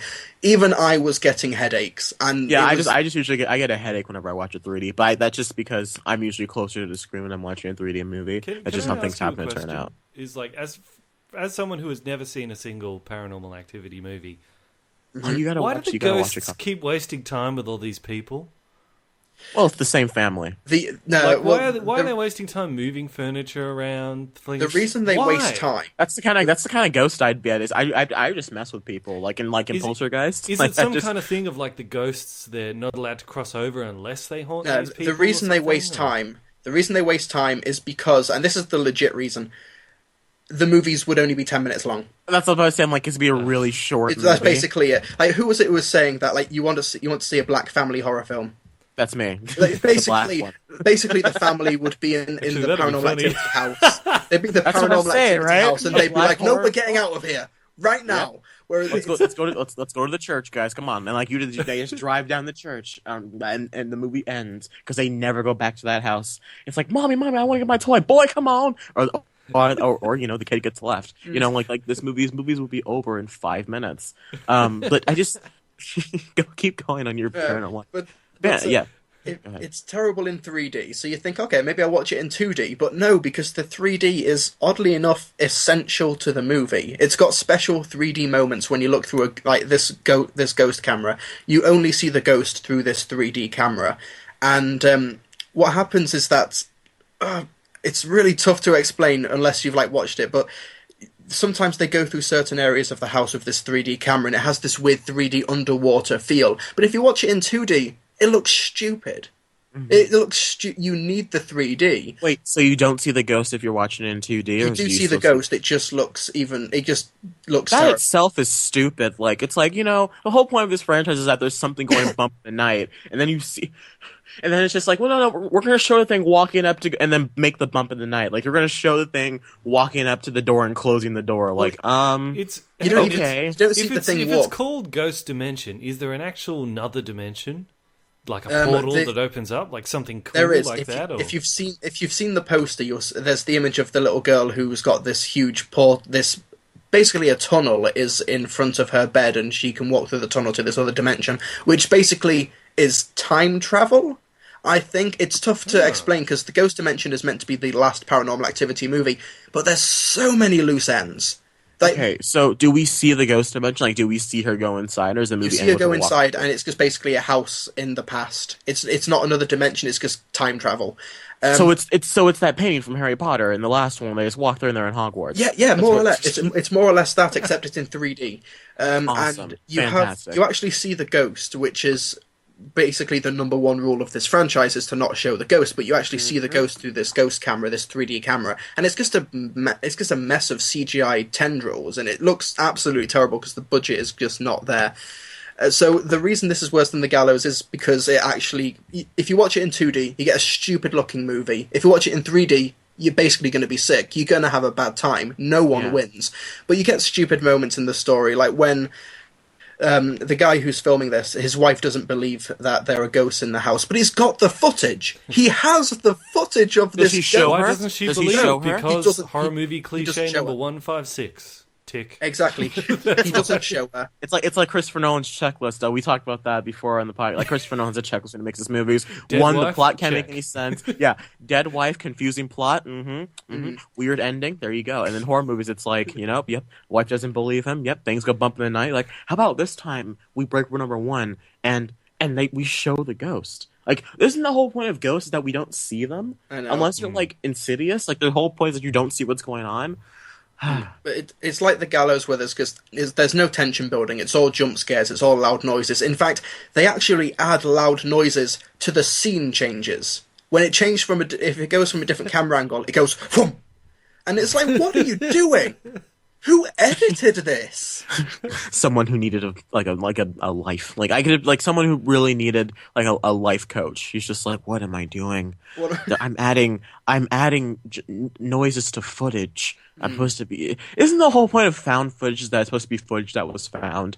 Isn't that the whole point of calling that a found footage movie? Like, can we just call it like a camera movie at this point? Can we just call it like kind of like homemade voyeurism at this point? Because like this whole thing about found footage is dead. The moral of the story is don't watch these horror movies because they all suck. Okay? Exactly. And well, Bandit, like, you should watch Ghost the third Dimension, one. whether it's whatever else it's called. They're like 99% sucks. And sure, people are like, hey, occasionally you get a Babadook. Listen, if there's a doctor who makes 1,000 mistakes for every one right decision, are you going to let that doctor operate on you? Probably not. I don't think so. That's the horror movie We have 1,000 genre. parachutes. Only 100 of them work. Pick away. That's the horror movie genre. Don't let it operate God. on you. Bad things will It's happen. worse off than our economy. Hey-yo! Whoa. Commentary. We won't get political. No, but Bandit, you should watch Paranormal Activity 3 because I do this thing with a fan. Do I have to? That I They're really all the like. same. Come on. Well, all right, fine. If you're gonna go on thinking it's gonna suck, then never mind. You want to, never mind, because Bandit's always so judgmental about things before he sees them. No, I'm just have a negative idea about stuff that gets overwhelmingly negative reception from everyone all the time. Yeah, well, and that's found I footage don't think horror three got that negative movies. reception. Yeah, I just. I'm weird like there that, are you good know? found footage movies. Like there's good found footage movies. Like I don't know, but Chronicle's Can- always can one I I- always go to. Can I jump into my number 2 choice? Because this overlaps Sure. with some of your other choices. And my second worst movie of the year was Fantastic Four. Yes. All right. I gotta go, guys. I don't know about you. I gotta get out of here before. I feel my soul burning as I gotta go. I can't do this. I can't do Fantastic Four. No. We're not talking about Fantastic Four. We're talking about Fant Four Stick. Oh, even better. It's okay. Fantastic Four. Yeah, it's kind of like. I actually feel a little bit weird putting it this high on the list of worst movies of the year because it's undeniably bad. It feels too easy. It feels too easy. You're just like, of course it's gonna be Yeah, number 2. but it's Like, also this is my kind number of- 4. It's my number 1. So we're getting into this now. But it is also kind of fascinating in like an air crash investigations kind of way where you're like, what happened here? So there is kind of this weird intrigue around it of just how catastrophic this went. I'm saying, like the And you movie can about this see movie the is going to elements be that fantastic. Could have been good. Exactly. So I feel awkward putting it so high because even though it's terrible, there's still an entertainment value there. Well, I say it about like in my review. I put, I don't care if it was studio interference. I don't care if it was a drunk director. I don't care for the second coming of Jesus. What I saw on screen was crap, and so I'm going to talk about the crap because it's crap. The movie, it's my number 1. It's the worst one I saw all year. When I walked out of Fantastic Four, I remember when the credits started rolling and people were just like, and I was just like, I yelled out loud, I'm like, are you kidding me? Because I didn't say kidding me. I was like, are you kidding me? And they're just like, what? The theater people were down there on the floor and they were just like smiling. I'm like, can I get my money back? And they're just like, that's not how this works. I'm like, I was so mad. I was so mad because like They have a rule. You was have to walk out before the halfway point in order to get a refund. Their rule is like 10 minutes. I'm like, that's not fair. 10 minutes. Oh, That's man, what I that said. sucks. I was like, that's not fair. I guess it's more like if your kid starts crying 10 minutes into it or something like that. Oh, okay, yeah. But like I remember because like a lot of the reviews were just like, well, the first 2 acts were okay. And so I'm going in like, okay, you know what? It has a 9% on Rotten Tomatoes, but it might be good. I'm gonna hold out hope because I like Transformers 4, so I might hold out hope. And then I saw it. That's how bad it is. It didn't even live up to those expectations. Like that's why I said like 15 minutes and I'm just like, this is crap. And then an hour I'm just like, 1 year later, what is this? And then Trilbee, why don't you go ahead? That 1 year later moment is basically the point of no return for the film, because the first, like before then, there's nothing really good about it, but there's nothing that I was thinking that I was going to lose sleep over or whatever. But the moment it cuts to 1 year later, that's where it falls off the rails. Yeah, it falls off the rail, goes right into the canyon, and explodes on impact. It is. It kind of becomes a second movie, doesn't it? For a while, it kind of becomes the Hulk in the woods running from the government, and it's like, what? Ugh. It's the introduction of Johnny that is worth. That's the first time I saw it, and I was just like, you know what? I'm not gonna be into this because like we meet Johnny and he's like, I'm drag racing. I'm gonna be a superhero. I'm a generic black guy. I'm like, no, I'm not into this either. And then then you meet Sue Storm and she's just like this boring hipster girl who listens to indie bands no one understands. Man, I'm like, well, I'm not into this either. And then like in like 2007, people are calling like mad like science witchcraft. I'm like, what year is this? What is this weird Catholic school where science becomes witchcraft, where people have iPhones in their pockets at this point? Like, they drag Reed Richards outside and stone him. No, they stone the Thing. That's why. Yeah, that's how he becomes the Thing. They stone him. He's a witch. Yeah, it's like what is this movie? And then the 1 year later bit. I'll tell you what. There's the one scene in the movie that I actually like. There's two. One is when they first get back from the experiment. Yes, and it's Cronenbergian body horror. Because you see, like, Ben's like, Reed, help me. Like, he's getting covered in rocks, and, like, Reed's trying to cover the vent, and he looks back, and he's, like, 9 feet long. That was good. Also, when Dr. Doom's, like, exploding all the heads. He can't do that in the comics, and that's stupid. But boy, did it look cool. The thing as well, is, like, how many times they have to try Dr. Doom before they get it right? Because he's actually really interesting in the comics. In the comics, the reason that he's trying to do this interdimensional portal is because his mother is in hell and he wants to get to hell to save his mum, which, I mean, sure, it's hell, it's wacky, but it's a comic book, okay? But that's a great motivation for a villain. That's a great motivation for a villain. And instead, what do? He's just kind of a jerk, and then he goes crazy Edward with Snowden. superpowers. That's actually kind of cool. Like when you first meet Doom, you're like, yeah, he's a little bit of a douche, but I like him. And then like out of nowhere, he's just like, you know what I'm gonna do? I'm gonna go touch this green goo, even though I have a PhD or whatever. I'm gonna go touch this green goo. They went to the Prometheus School of Science. I'm gonna stuff my face in this thing. Yeah, what could go wrong? Oh my god. And I love here's an idea. Why don't we get drunk and go on the mission? And leave the girl at home to make the clothes. Let's leave the woman at home to make the clothes. They didn't even ask her, hey, do you want to come with us to these? Instead we'll call my friend that I haven't seen in 2 years or whatever. Speaking of which, the movie only has like 5 sets. That's the first thing I noticed. I'm like, wow, we're still in the stupid lab. And I said this in our spoiler talk that we did our first work effort together. Bandit was a spoiler talk on this movie, and I remember I talked about how the Tim Blake Nelson's character, who was supposed to be Mole Man, I guess, but they dropped that out. Whenever we first meet him on screen, he steps out of his car, and it's like the only shot that's like outside, and it's like there's a sign outside, and he walks up to the building, and he's literally like chewing the scenery, he's like smacking his teeth around. He's just like, that makes good audio, and he's just like smacking his teeth around. I'm like, this guy's literally. I started busting laughing. This guy's literally chewing the scenery. Okay. I wish that this movie had... Obviously, we don't want to go into movies hating them, but because this one is, like... It is a slower burn. It's not action-oriented. It's meant to be based on these characters. Like, what if you woke up one day and you were literally on fire? Or what if you were a rock man and you were forced against your will to kill these people, which is basically and lost your genitals. Exactly. I know that really hits men, like, deep down. Yeah. But, so we've got this maybe more thought... We've got this more thoughtful film, and everything's set up but not only do they have nowhere to go, but their clothes are literally on fire. It's like it's just doomed from the start, and people are just people are going to be like, "Oh, this movie was terrible because it didn't have action in it," and it's like, no, that's not the case. It's terrible because the characters are boring. It's flatly directed. That's part of the case. The movie is really boring. Yeah, but remember, they did have like extra action scenes that they cut out of the movie. Remember in the trailer there was a bit where Thing like attacks a base and he punches a tank and wasn't even in the movie. So it's just bizarre decisions. Like it seems like the director wanted the whole movie to be about like that body horror stuff that like literally everybody thinks is good. He wanted to make the whole movie like that, but I guess the studios were like, more generic, more generic. And he's like, well, you know, guys, we were going to see a fantastic version of this, but I guess that'll never happen now. I remember reading that tweet, because I used to follow Josh Trank. I remember reading that tweet, and I was just like, oh, God. Here we go. And like 2 minutes later, it's gone. I'm like, nah, the internet already has that. It's so many screenshots. Oh, my God.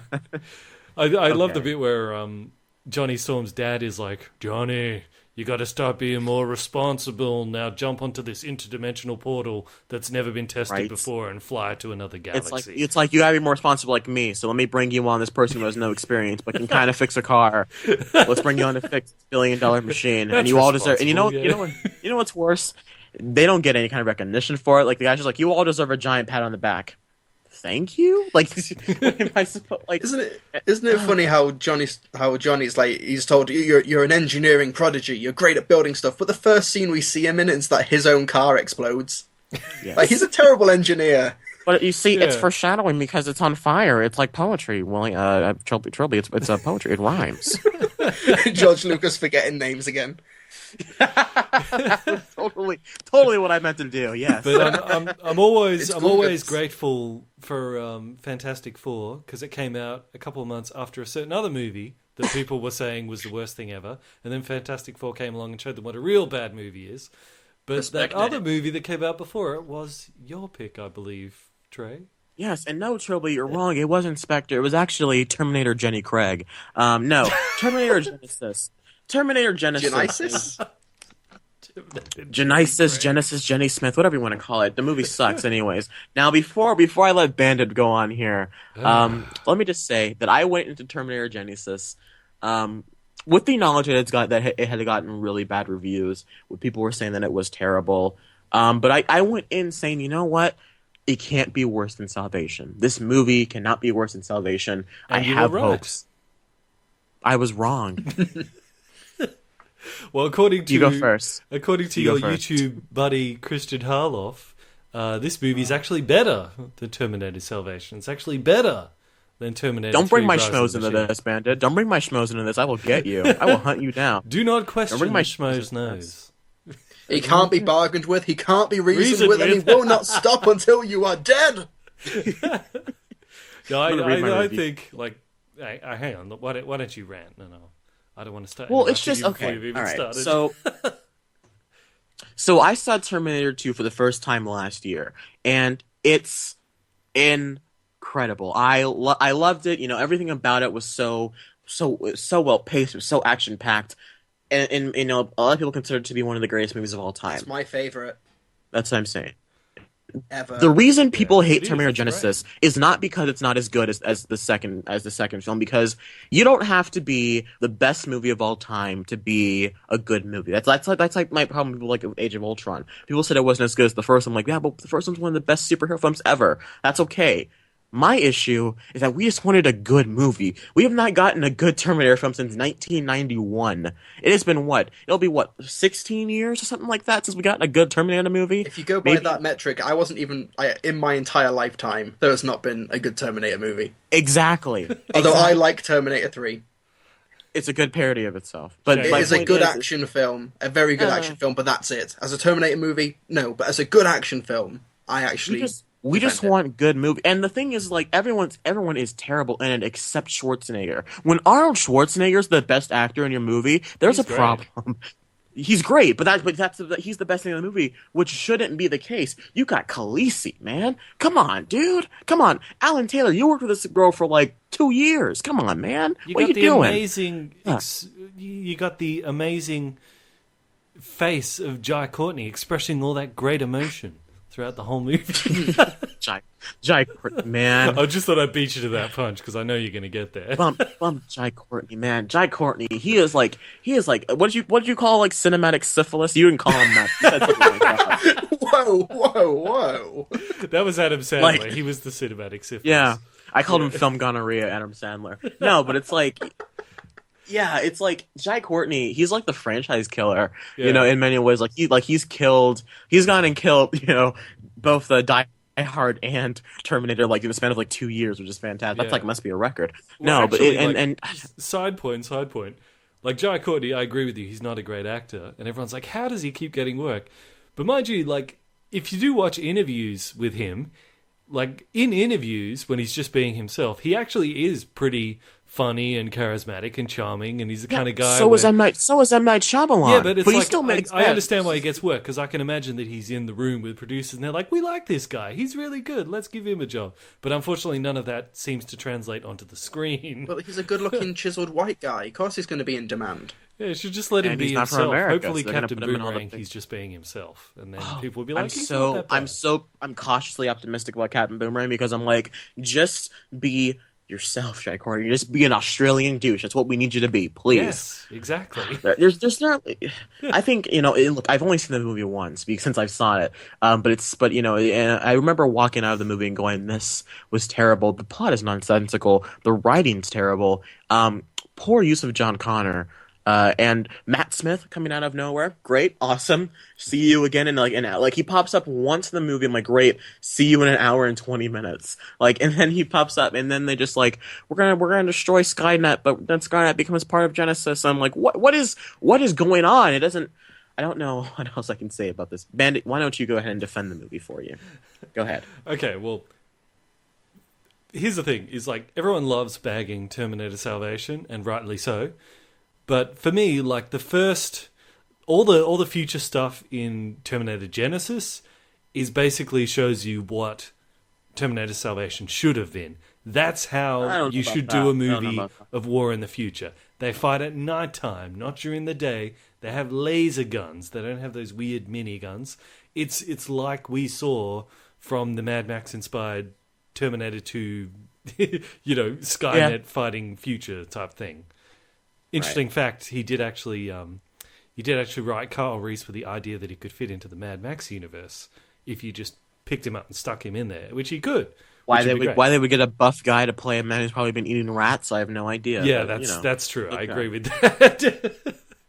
But listen, it's like all that stuff's great, and following along with the theme of that Force Awakens did of just remaking an old movie, people always seem to like it.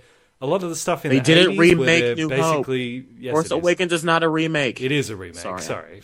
No, it's not. It is. No, it's not. You will come to terms with it in time, Trey. Absolutely not. I will do no such thing. You cannot turn me. From my point of view, the Jedi are evil. Well, then you are lost. I have the high ground. Well, quick tangent. Again, I'm here on the podcast tangent.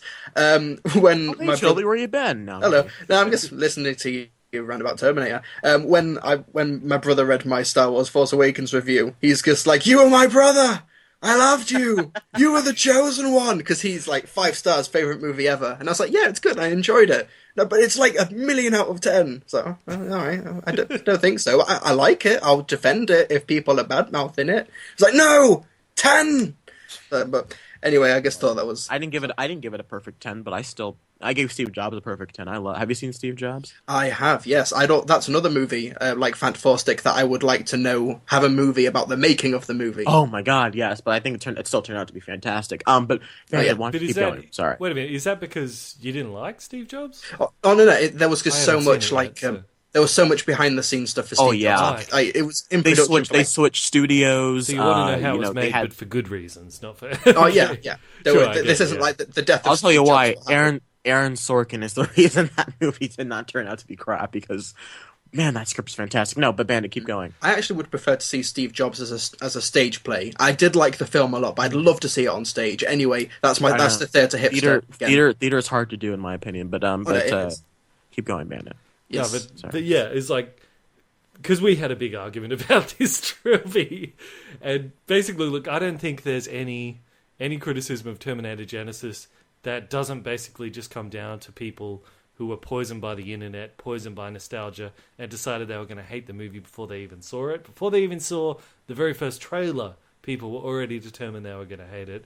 And I think this is one of those instances where the dark side of the internet comes out and just sinks something, kills it in the crib. And I think that's a real shame, because there was a lot of good stuff in that. Reminds me of something on your list, Bandit, but we'll get to that. Ooh. We will get to that, Bandit. Reminds me of something on your list, but we will get to that. Okay, no, but I see what you're saying about the whole internet hatred thing, but the thing is that I remember when the first trailer came out. This was like maybe 2 years ago or something like that. And not 2 years ago, like a year and a half ago. But people were going to Terminator 5. They were just like, this movie's going to be terrible. At least they got Arnold back. But then I remember the first trailer comes out, and people were like, you know what? That looks okay. People were like, that looks all right. I wasn't a big fan of the joke at the end, but it looks okay. And then that second trailer came out. I think that's what soiled the movie for a lot of people, because people weren't upset about the John Connor twist. They were upset that they revealed the twist in the trailer.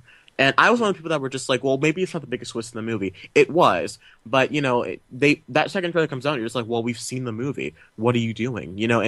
And any surprise that was left was just kind of like not developed at all, like the Matt Smith thing. I don't even know what his name was. The whole Genesis Matt Smith thing. It's just go ahead, Ben. Keep going.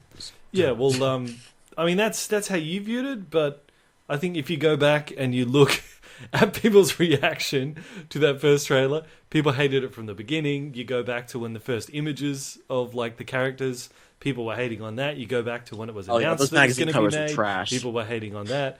And I don't know whether you're aware of this or not, Trilby, but because Terminator Genisys actually broke box office records in China. And God. Sorry, oh my God. To be fair, who's the distributor? But they did a good job marketing it in China. Arnold Schwarzenegger was like living in the country for like 2 months, like meeting people, promoting it. Like it doesn't surprise me. It did failed here in America. That's why. No, but keep going, man. Yeah, I know where you're going with They did their job well. I've already been through that. But truly, the point I was making with China was China's a situation where they're not affected by the nostalgia for the first movies, because China wasn't open at the time the first movies came out. And China wasn't affected by the online hate because internet's a lot more restricted over there, that sort of stuff. So it's kind of like a case study. If you've got a whole population of people who are able to see it with just an open mind and aren't poisoned by the internet, and they loved it. It broke box office records. So that proves to me that people hate on this movie just because they've already decided they're going to hate it, so there's nothing the movie can do that can win them back. And I think that really sucks. I went into Genesis. It was in my top 10 anticipated of the year. It was low down because the trailers hadn't really sold me properly, but I was still, because I love the Terminator franchise. It's in my lifeblood. I love the 3D ride at Universal Studios or whatever it was. I love the Sarah Connor Chronicles. I defend Terminator 3. And it disappointed me. I didn't hate it. It's not making my top 10 by any stretch, but I was disappointed, and I just think that it's trying so hard to set up future plot lines and trying to change the continuity, and I think that anyone not immersed in Terminator canon will find it completely incomprehensible. Exhibit A. No, now, I disagree, though. I think a lot of that has to do with our perspective of watching it from, again, coming back from the movies we've already seen.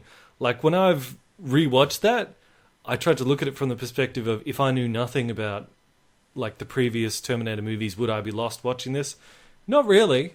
You'd be surprised. I watched it again, and I'd be like, no, you kind of get this. I know that sounds weird, but my sister never saw any of the Terminator films, and she was completely lost. She's what's going on here? Let's take one person's experience and expand that out to the whole world, then, shall we? That sounds reasonable. Well, I'm just saying, you presented your argument, Sorry, and I presented your counter. Has come in now. No, it's okay. I'm gonna say something here. When I say, it's that you bring the point of Trilbee, and this is kind of directed towards you as well. When Bandit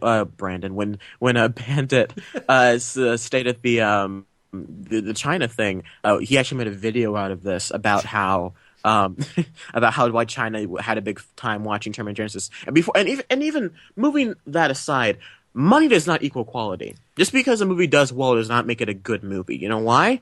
Because the last two Transformers films have all made $1 billion. So this is true. I know that's fine. Like, I understand being money does not indicate China, quality. Force Awakens. But China is also the reason Transformers 4 made $1 billion. That movie made bank in China. So my thing was that they clearly, looking at the trends, they clearly are not. How do I put this? Because Middle America they're not online, and those are the ones who are making your money here. It's not just because the nerd community is large, but it's not like the reason the movie is going to pass or fail. It's because you have to get everybody to go in there, and people just weren't excited for this movie because the other ones were terrible, and then word of mouth got around. It's why Jurassic World surprised everyone by making so much money, because people were thinking, it'll be a big movie, it might do well, and then it is the biggest opening weekend of all time before The Force Awakens. No one was expecting that. Because people like Middle America went and saw it because Aunt Susie from Minnesota went and saw Jurassic World. Aunt Susie isn't going to go see Terminator 5 because she's like, well, 3 and 4 weren't that good, so she didn't go see it.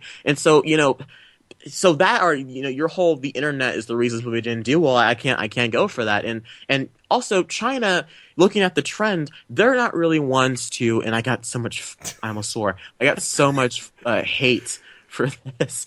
I said, Trilbee, a lot of people started calling him racist because he was saying that, well, China doesn't really like good movies. So. That's not what I said. I said China doesn't care. I said China's not one to care about the story. That's a whole bucket of worms. I know what you were trying to say. I said, those were not my words. I said China's not one to really not really want to care about the story. They want to go and see a spectacle, and Terminator Genesis is a spectacle. I never said whether or not they cared about the movie was good or not. I said they wanted to go see a spectacle, and people took that as I was calling people racist. And I called China dumb for liking bad movies. That's not all I said. Bandit has called people dumb before. He has. Whenever I said that people like Phantom Menace, he's like, well, those people are idiots.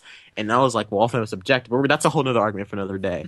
But it's just, oh my god. You got to remember that China, because of the one-child policy, there's a gender difference. So there's about 30 million extra males than females, and those males are around about the Michael Bay age for seeing Transformers.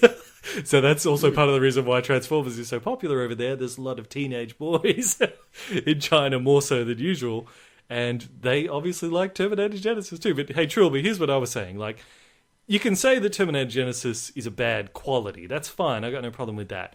But I don't like the idea that a movie getting a potential sequel is, rather than being based off whether people actually want to see it, based off who actually goes and sees the movie, instead it's being based off what the online reaction is, which is the case with Terminator Genesis.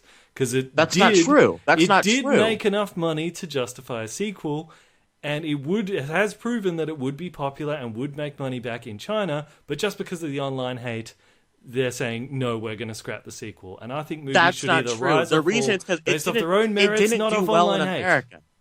It didn't do well in America. But it went really well in China, okay? Well, then go get the Chinese movie market to make it. Then make the movie for Chinese audiences and don't release it here. Well, the reason not releasing they're just focused on the online reaction now. That's why it's wrong. The online community is such a small portion of people that go and see the movie. But it had a big influence, didn't it? If the online influence... Trilbee has a point. If the online influence is going to affect whether or not a movie gets a sequel, then Transformers would have been gutted like a decade ago. Thank you. Trilbee's on my side. High five, buddy.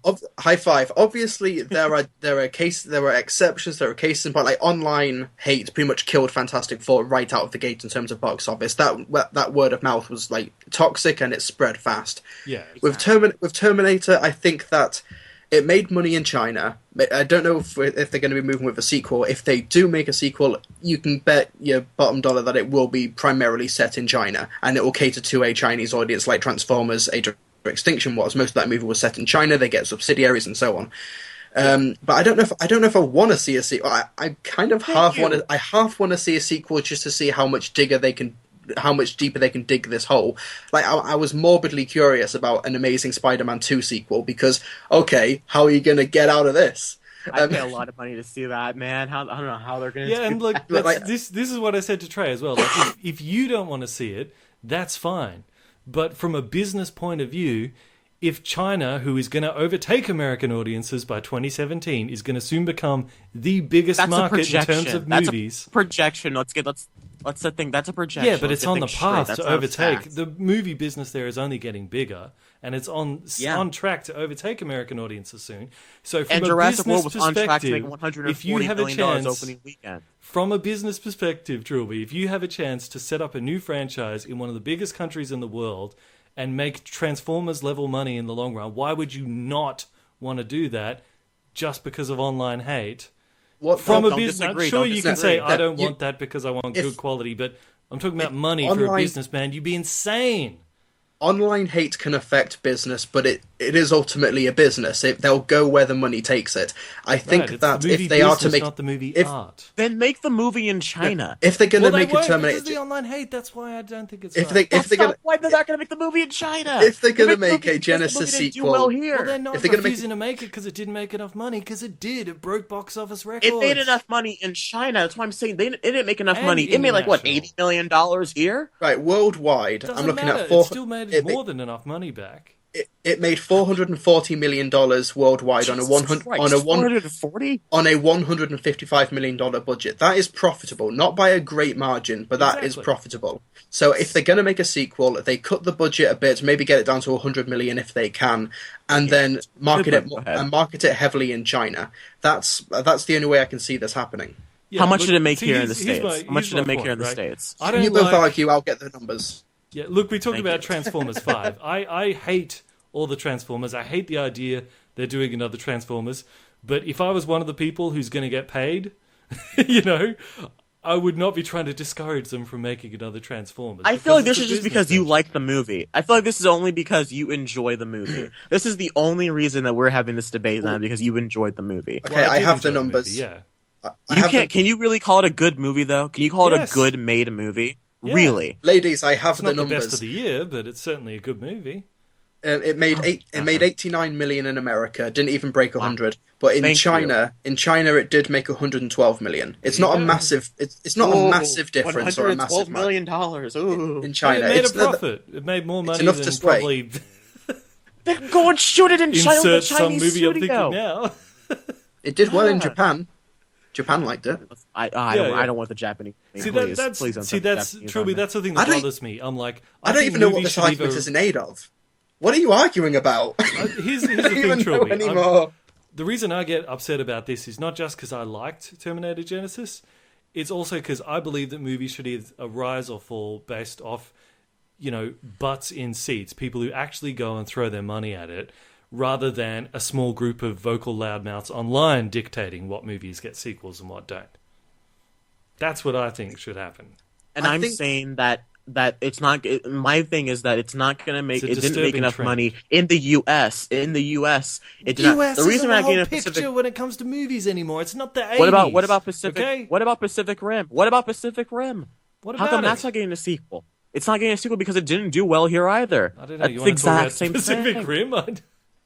No, I'm just saying that Pacific Rim's not getting a sequel because it only made like $80 million here in the U.S. That's why and so it's not. It didn't do well here. It did well in other parts of the world. It made a lot of money out there. But when you add it all together, there's like records in China.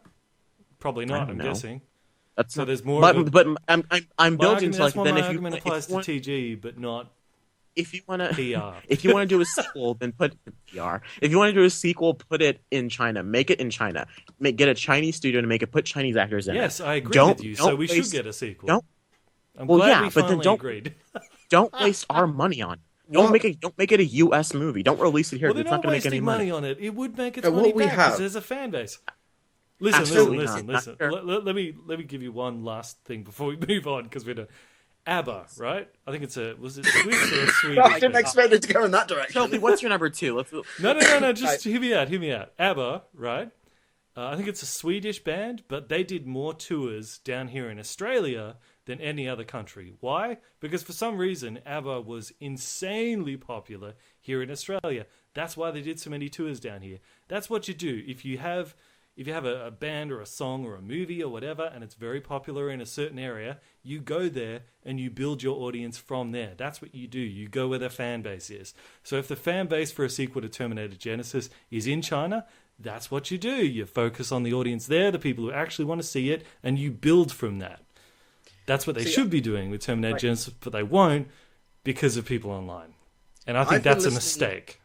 I've been listening to this argument with great joy, and I agree with your point, Bandit. But it's also the fact that when you have a movie that is successful but is negatively received, that means that you may not get a return on a sequel. Some people may be like, "No, I was burned by the first one. I'm not going back to the second one," which is why sequel greenlighting can be a difficult call to make for certain films. Mm-hmm. Like Terminator Genisys did make money, but it wasn't like if it made like 600 million, or if it made like 4 times its budget or 5 times its budget, then yeah, sequel right there, no problem. We may have enough goodwill to make money on the next one. But because of the generally negative reaction online and in the mainstream and such, I don't think a sequel in its current form, as expensive as these movies are to make, is the best idea to just rush and do. You have to think on it, you have to try and calculate, you have to restructure. Mm-hmm. I hear what you're saying, and I agree with you, but I don't think that rule's as set in stone as you would otherwise The future think. is not set. Shut up, Trilbee. Oh my god. There is no fate but what we make for ourselves. There is no fate but what China makes for themselves. Because at least when it comes to China, Transformers has proved terrible sequels often end up making more money. So, from a I don't even know what this. I think it's a mistake not to make a sequel. I'm more mad that Bandit wants. I'll link you, Trilbee. I'm more mad that Bandit wants crappy movies. Okay, Trilbee, tell you what. Trilbee, what is your worst? Okay, so Trilbee, what is your most garbage film of 2015? Let's just. I don't even know what the argument was even in aid of. My number one. First of all, we should say, Trey, you should say your number one, because I think we already covered it. Oh, my number one was Fantastic, or Sucktastic Bore, as I call it. Yeah. And Trilbee, you and I had the same number one, so we can just talk about that. Did. So, the number one, the movie that probably depressed me the most was 50 Shades of Grey. Yep. Aww. Easily worst movie of the year. Yeah. And I didn't even see it. I was about to say, this is a 2v1 argument. It's not going to be good. This is not going to be good on my part. I got Trilbee and Bandit on me. Oof. Okay, so before you get into this, Trilbee, let me just say about this. So you're good. Let me get into it. Before you get started, I don't hate this movie. I think it's not good, but it's not like the worst I've seen all year. That's still Fantastic Four. I gave it like a 5 out of 10, I think, or whatever, which is not like a glowing review. But it's like, to me, there are so many things about this film that work. A certain number of things that work with the film to where they sort of start eating away at the negatives for me, to where I'm just like, this isn't just a terribly made movie. And this is going to sound, I don't know how I'm going to say this without sounding like a hormone rage teenager. And so I got to pick my words correctly here. You think it gets a pass because it's like a chick flick? No, what I'm saying is like, I'm thinking like the scenes that are more tantalizing than others, I think are shot and done really well. Okay. And so that is what the movie is selling us on, which is the whole sex thing. When it's in the movie, I think it's done really well. I think it's shot really well. I think it looks great. I think the soundtrack's pretty good. And I think that Jamie Dornan does a pretty good job. But besides that, which one's Jamie Dornan? Yeah, it's the guy. The guy. Okay. But besides that, it's crap. So Trilbee, go ahead. Right, 50 Shades of Grey is genuinely just one of the most unpleasant movies I've seen in a very long time. I went in expecting to laugh at it, like the Twilight films. Cheesy schlock, whatever, laugh at it, it's so bad, whatever. But like within 30 or 40 minutes, that kind of faded away to reveal a movie that I thought was incredibly morbid and twisted, because what we've got in 50 Shades of Grey, the reason the book worked and was so successful, I say worked in massive quotations, the reason it was so successful and it captivated, how Terminator Genesis will work. Yeah. Oh, let it go, Bandit! Let it go, Elsa. Let it go. People and taking their money. Yeah. I think Theoretically. That's a great catchphrase. No, it's not. No, it's not. Arnold Schwarzenegger sounds like a stupid obsolete. person trying to say that. He sounds like he sounds like an idiot. No, But he had a liquid metal arm by the end. Sorry. Go on. I think so cool. The reason that the book took off with middle-aged housewives across the country was because they were able to be like, oh, I'm imagining my own fantasies in this book. I'm imagining my own thing. When you take that away and you just put the book on screen, when you put the actions and what's happening in this quote-unquote romance on screen, what you're watching is legitimate, disturbing domestic abuse masquerading as romance. Yes. And you've got these scenes of Anastasia Steele, who is the actual name of the main character, and she's going through actions that she does not enjoy, that she's not enjoying, and all this romantic music is playing, and it's like, oh, don't you enjoy watching this woman get abused? I mean, have the time of her life, and it's like, no. There's no shades of grey here. This is incredibly clear. It's abuse. I actually to quote the movie, it's agree 50 with you. Shades of F. That's what it is. I agree with you. That's why I put it as number one, because I thought there's lots of other bad movies, but we see them when we're terrible and we forget about it and we move on. But 50 Shades of Grey feels like it's actually doing real damage to society. I think it's that may sound hyperbolic, but people's heads. I think it's irresponsible and dangerous filmmaking. I think when you put this movie out on Valentine's Day, which is basically you saying, bring your girlfriend, bring your boyfriend, you may even get lucky afterwards, or whatever, and you're basically showing them incredibly which is not an accurate representation of what BDSM is. I can't say I'm speaking from experience, but it's not what BDSM. Hey, we all got Fridays, man. Don't worry about it. All right, it's all good. It's almost like it was written by someone who doesn't understand what they're talking about. It's almost like it was written by a TV Twilight fan fiction. Someone who just wrote it on their phone when they're riding the train or something. On their BlackBerry of all phones. Like, really? Come on, dude. I think that's why a lot of plot points are sort of brought up and then just forgotten about. Nostalgia Critic did a really good rant about that, which I might actually include the audio to it right here. And Anna is like, you make no sense whatsoever. Of course I don't. I'm complex. Yeah, I think you're confusing complex with inconsistent and lazily written. It's no more inconsistent than you hating my gifts but still taking them. Well, and not filling out the paperwork but still being tied up and spanked anyway. Well, and no more inconsistent than going to a relationship I clearly said would have no love and yet you constantly trying to get love out of it. What can I say? We spawned from Twilight fanfiction. There's really no direction to go but down. Oh, let's just give the horny middle-aged ladies the bondage that they want. Okay. Wise words, Doug Walker. Okay, so I understand what you guys are saying with this whole message thing about how it does send kind of a false message, just like saying that China should like bad movies, but that's beyond the point. No, but it. At least Terminator the way I look isn't at it, doing harm to society like that. It's just popcorn. Well, and don't you dare say it's fun, because I will hurt you. I will physically hurt you. I already said it. I loved watching the two Arnies fight each other. That's like the one cool scene in that movie. If you don't know, Trilbee, I hate the word fun when people describe movies these days, because that just gives it an excuse to be terrible, like Jurassic World. It's the get out of jail free card that excuses all plot points. Force Awakens. Stay on target.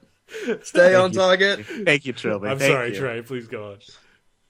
If you strike me down, I become more powerful than you possibly imagine. No, I just and City's going to blow everyone away. But I think that Hey, at least we know Force Awakens is getting a sequel. We can't say the same for I'm trying to move on. So feel free to shove that in my face. He's not letting me. He's pulling me back in. He's pulling a Palpatine. God. Sorry, I'll shut up. No. It's okay. No, you're fine, man. But it's just with 50 Shades of Grey, it's not written well. No, I don't know if it sends a bad message to people. I mean, I think they released it on Valentine's Day because they knew it was a movie about sex, and Valentine's Day is a day generally associated with the love. And sex. Love. Love. I sound like Sidious. You sounded so dismissive. What is this? Love. Just got out of a relationship. No, but it's just like so. So it makes sense that they released it on that day. So I don't see the correlation that you saw. I picked it up as this is just stupid nonsense. Usual. It reminded me a lot of a Nicholas Sparks movie where I'm just like nothing I'm watching makes sense, but it looks cool and hey, he's good in it. Oh, and the scene, I like these scenes. And it's weird for me to say that in a movie about sex, the best scenes of the movie are the sex scenes. I don't know. That's just weird for me to say as a 16-year-old boy because people instantly look at me and be like, "Well, no wonder you like the sex scenes." It's just like From what I heard, I don't they're find not really that erotic anyway. No, they're not. But I think that they're shot really well. Well, I think this movie, it was an 18 in the UK, and you have to be over the age of 18 to see it. But I think you could have done a 12A version of this film. This movie could be. You hardly see anything. And a lot of it's contract negotiations anyway. I mean, Jamie Dornan's got a nice butt, but that's pretty much the extent of it. You don't see much. I mean, you see a whip someone's genitalia. Like this movie in France was a 12A. It was like a 12 in France. Yeah, that's because how tame it is. I gotta go to France. Well, I think like Trey, you mentioned that it was like written as Twilight fan fiction, which is very obvious. But I think like the way Jeremy Jans, like YouTube sensation Jeremy Jans, his reviews of the Twilight saga are some of the funniest ones. And when it was over, have you seen when he talks about the trailer? Oh my god! How he's watching TV and the trailer pops on screen. Yeah. Oh my god! But when the what is this?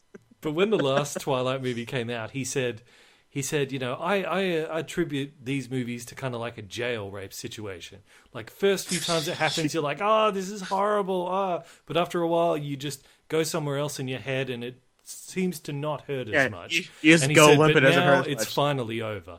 No, it's not, because 50 Shades of Grey is coming back. One of my favorite quotes of his, he's like, Twilight is like AIDS. You forget about it, then it just pops on screen. It's like, oh, right, that's still a thing. So to continue Jeremy Jan's illustration there, 50 Shades of Grey showing up as Twilight fan fiction is like being thrown back in a prison and being put back in that same situation again. But now you're like, no, I'm going to stand up for myself this time. Yeah, like you've done your sense. You start like going to the gym. You go to the gym and now like you're all buffed up. You're just like, you know what?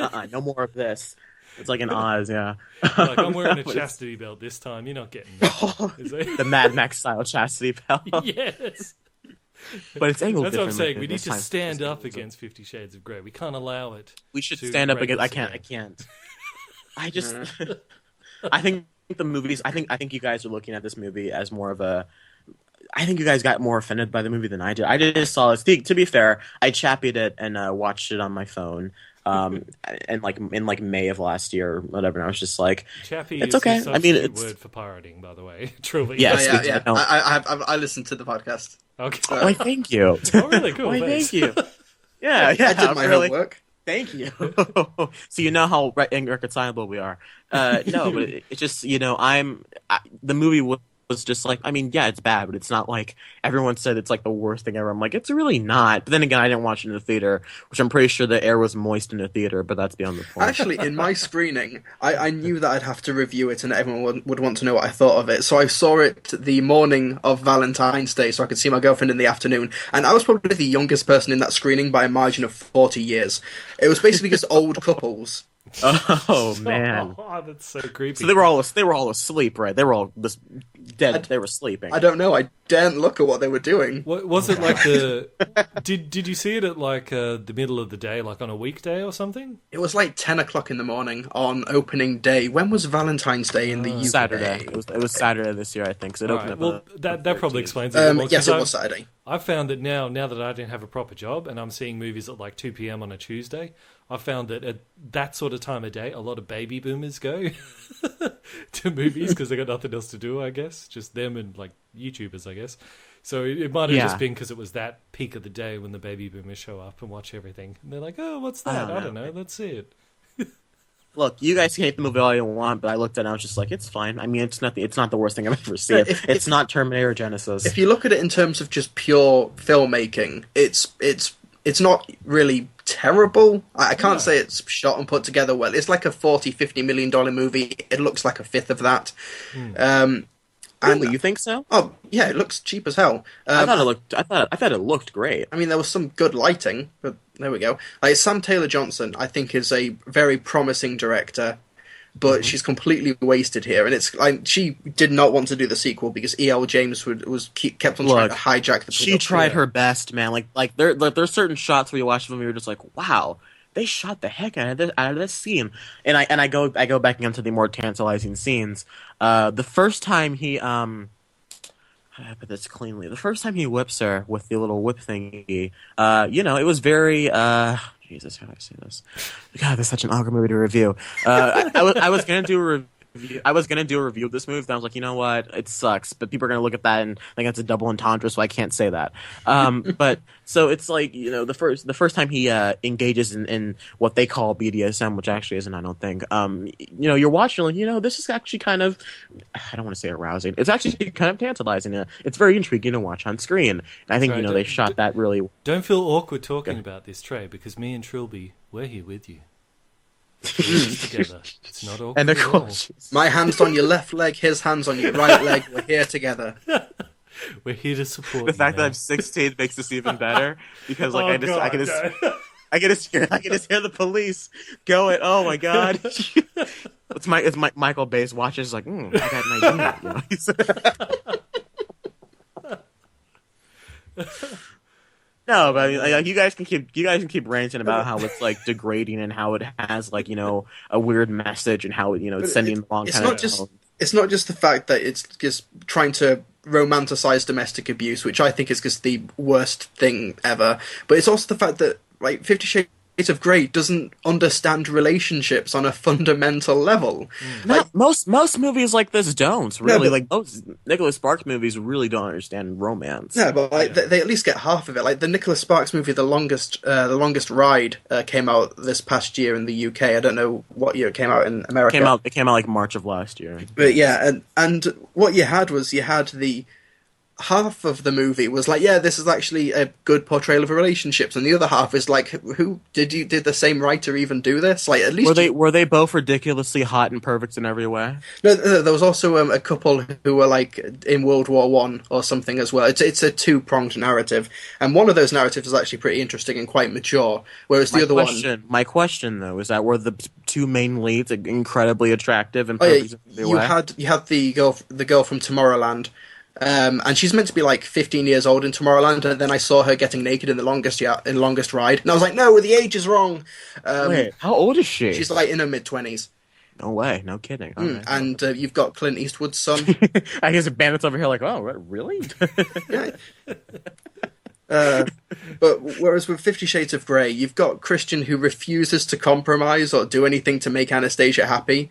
Yeah. And whenever, like, because there's one point where she basically has to force him to sign a contract saying, you will meet me for a date once a week. And the way that Jamie Dornan plays it is just like, fine, whatever, I'll do it. Let's just do it already. He reminded me of Anakin Skywalker in episode 2, where he like when he's just like, sorry, my lady, and like gives him that look. I'm just like, I can see the resemblance, yeah. That's what I'm saying. Like I'm watching like that. And again, going back to the tantalizing scenes, the scene where they first meet, and it's just like this weird kind of sexual tension. I don't know. I bought into it. Like whenever he was just like, he's first talking to her, and they, because I lost my train of thought. Never mind. So, Let the tantalization flow through you. Trilbee, to follow on from what you were saying, I think it's true. Like all sort of chick flicks to some degree or another show like an unrealistic relationship. Like you compare it to like say The Notebook. Bandit, I mean, sure. Bandit. This isn't a chick flick. This is a mom flick. But keep going. Okay. But like you say, like The Notebook. Okay, maybe sure that's chick flick, whatever, and maybe it doesn't promote the greatest idea of a relationship because it's got this weird obsession thing. But at least the guy in that treats the girl right. At least he treats her with dignity and respect. Unlike Grey, or whatever his name is, Christian Grey, who treats her like dirt. So, I mean, it's definitely like 5 levels below chick flicks, as low as many guys already consider chick flicks to be. Yeah, this is just a whole new level.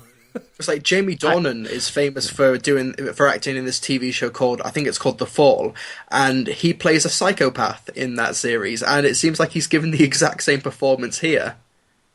So basically, Christian Grey is a psychotic serial killer. Yep, sounds about right. Most CEOs are psychopaths anyway, so we don't even see him do any business. What does he do? What he is doesn't his do job? any business. He does like planes. He runs planes and business. He does business stuff. Business. Oh, yeah. Isn't he like a billionaire because he does charity? And I'm like, I don't think you become a billionaire by that. I was going to say, stealing the money. You don't become unless you donate to yourself. But then again, like, how do you make more money? But yeah.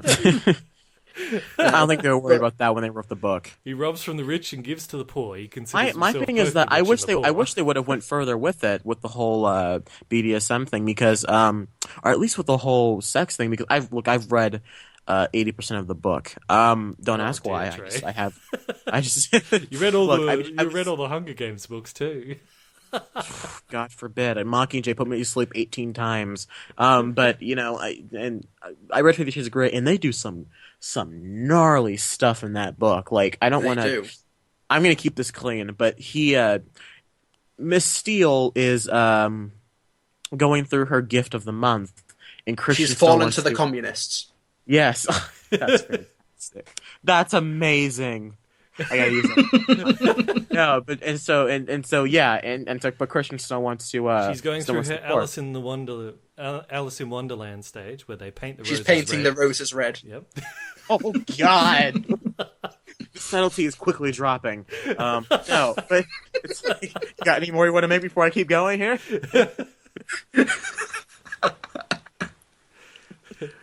Anyway, oh gosh. But Christian still wants to pork, so he removes. I'll say it, he takes out her tampon, and I remember reading that book, reading that part, and I just went, I'm sitting in the middle of Books a Million, I'm just like, oh my God, like it's just you're reading the book, and it's essentially like in The Shining when the elevator doors open and the blood comes out. But I do have a story with the first installment of the book. Background. I do have a story about the first book. I was in my local supermarket. I think it was a Tesco, and they've got the books and the magazine section. They're right next to each other. I was looking at the magazines, just browsing, and I see this woman, like maybe 40, 45, and she's got a big trolley in front of her. And she goes up to the books, and without hesitation, without pause, she just grabs about 30 or 40 copies of 50 Shades of Grey, just scoops them up in her hands and puts them in the trolley and wheels them away. And I have no idea where that woman came from or what she did with those books. Were her shoes like sloshing as she walked away? Did you like a quick as she was walking away? Because... yeah, she walked away and it was the sound of the ocean.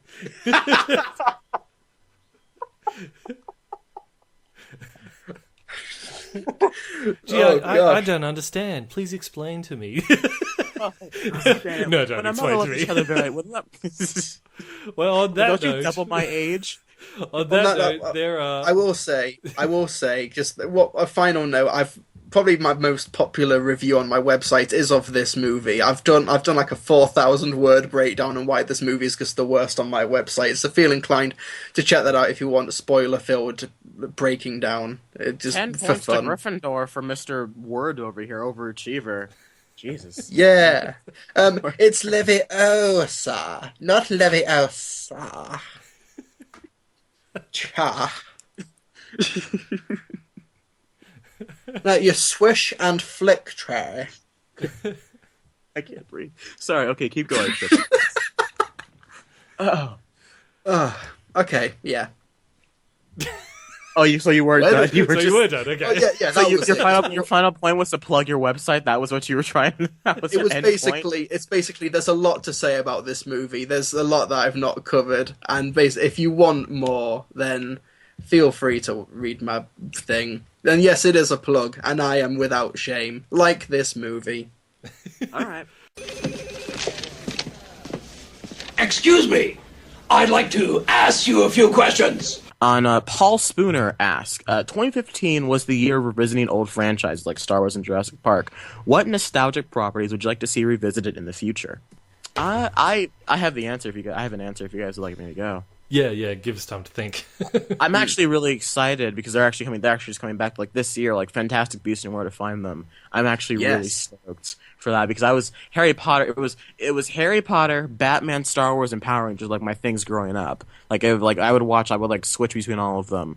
And so Harry Potter to me was just like that was like the big deal growing up. And so now I remember I was so sad when the movie ended. I was so depressed. I'm like, what do I do now? It's like finishing like a Netflix show. You used to know what to do with your life. And so when they announced they're doing a prequel, I'm like, I mean, that sounds cool, I guess. And then I saw the trailer, oddly enough, because the trailer doesn't show you much, but the trailer I thought brought me right back into the world. Like she's in like the Ministry of Magic or whatever. She's doing Lumos Maxima. I'm like, oh my god, it takes me back. And like they put Hedwig's theme at the end of the trailer. I'm like, oh, it takes me back. So I'm actually really excited to see them revisit the Harry Potter franchise with Fantastic Beasts Where to Find Them. I don't know. I can't really think of any old franchises.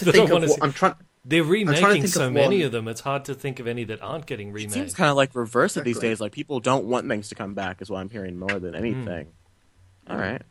I don't know, what about you, Trilbee? Can you think of any? I'm trying to think of one that hasn't already been greenlit, like Fantastic Beasts. That's my most anticipated film for this year. Like, I live and breathe Harry Potter. It's incredible. Yeah. I'd love to see Baywatch back, but it is coming back. They're making a movie. With The Rock, which is... With The Rock, yeah. And they just cast the Pamela Anderson role, too. Mm-hmm. Yeah, that's true. By the way, do you follow The Rock on Instagram? No. Do you have Instagram? He is a riot. He is incredible on Instagram. He's always posting cheesy motivational posts.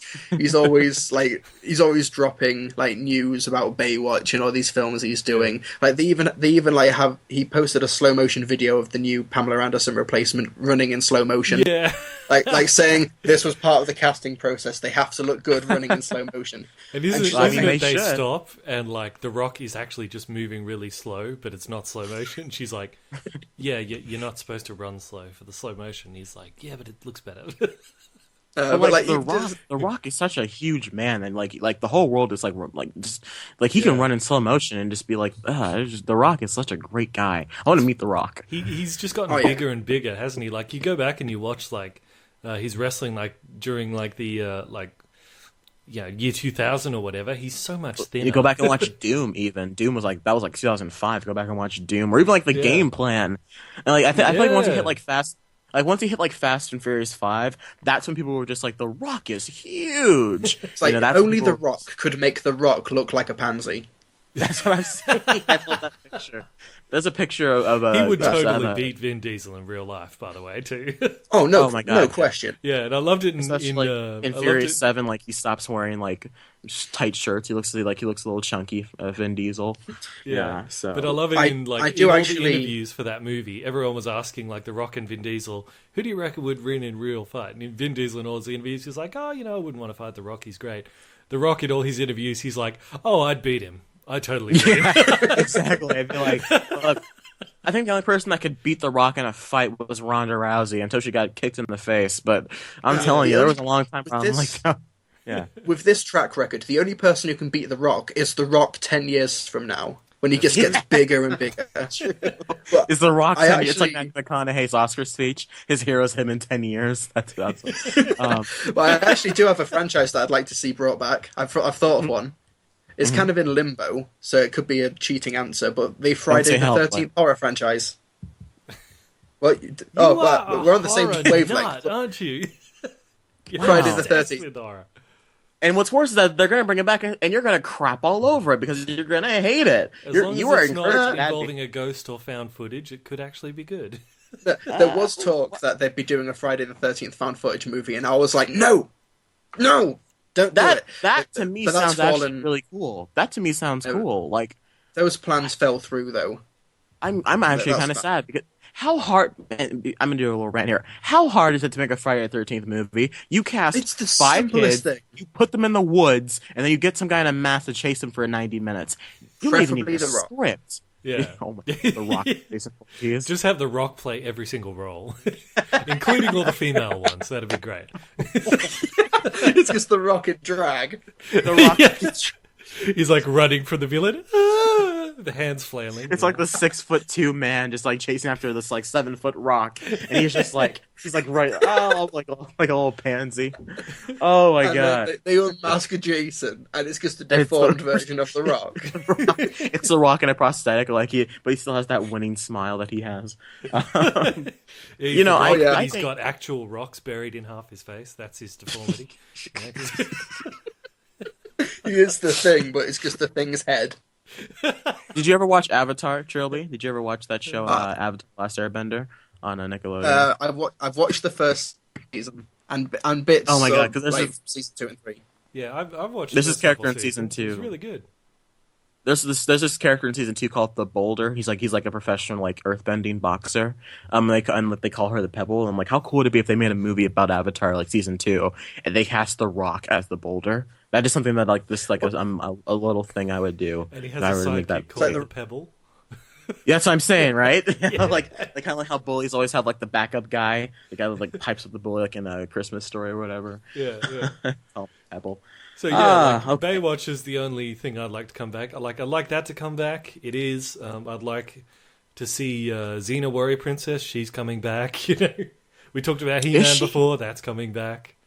That is true. Yeah. Okay. Well, then let's. Okay, I have one more question here. Then, this is one that I think actually is a pretty awesome question, and it is Timothy John asks, "What film do you think actually deserves a proper remake?" Pixels. Make it, but good. We already have. It's called Wreck-It Ralph in Independence Day. Okay. Silly me. Sorry, I've said this before on Film Brits, but I'm saying it again. The League of Extraordinary Gentlemen, basically the Avengers but Victorian characters. The first one's a guilty pleasure. If you've read the graphic novels, it's like it's night and day. The graphic novel is just so much better. But I think it's just a dumb action film. It's not bad, but I would love to see that actually explored, properly done. I'd love to see that. Okay. What about you, Bandit? Well, I don't know if you could. I suppose technically you could call this a remake, but like The Force Awakens. No, I'm kidding. No. Day of the Triffids. Day of the Triffids. Did I just hear someone eating on camera? It wasn't me. Trilbee. No, I didn't. No, I dropped a piece of metal on my laptop. Oh, it sounded like someone was chewing like a chip or something. I got very upset with I was just gonna feel terrible to listen to chewing. Sorry, keep going, man. No, I'd say Day of the Triffids because Invasion of the Body Snatchers was a very, very loose adaptation of Day of the Triffids, but there was a Day of the Triffids movie that came out way back when, wasn't very good, but I've read the book. It's really good. I've always thought it would be a great movie. So I'd go Day of the Triffids. Killer Plants. It's great. Now, this is an answer that I know will never happen just because they're moving forward on with this franchise, but the Star Wars prequels. Please. Make them anthology films, but please. You can do so many great things. The way they handled Kylo Ren in The Force Awakens is the way they should have done Anakin Skywalker. Kylo Ren is a whiny prick, but you know what? We loved watching him on screen. He was great to watch. Why? Because he was a whiny prick that had some power. I could take whatever I want. Yeah, you can because you have the Force. You're so powerful. That's what Anakin should have been. A movie like Chronicle. Chronicle to me is that's Anakin Skywalker.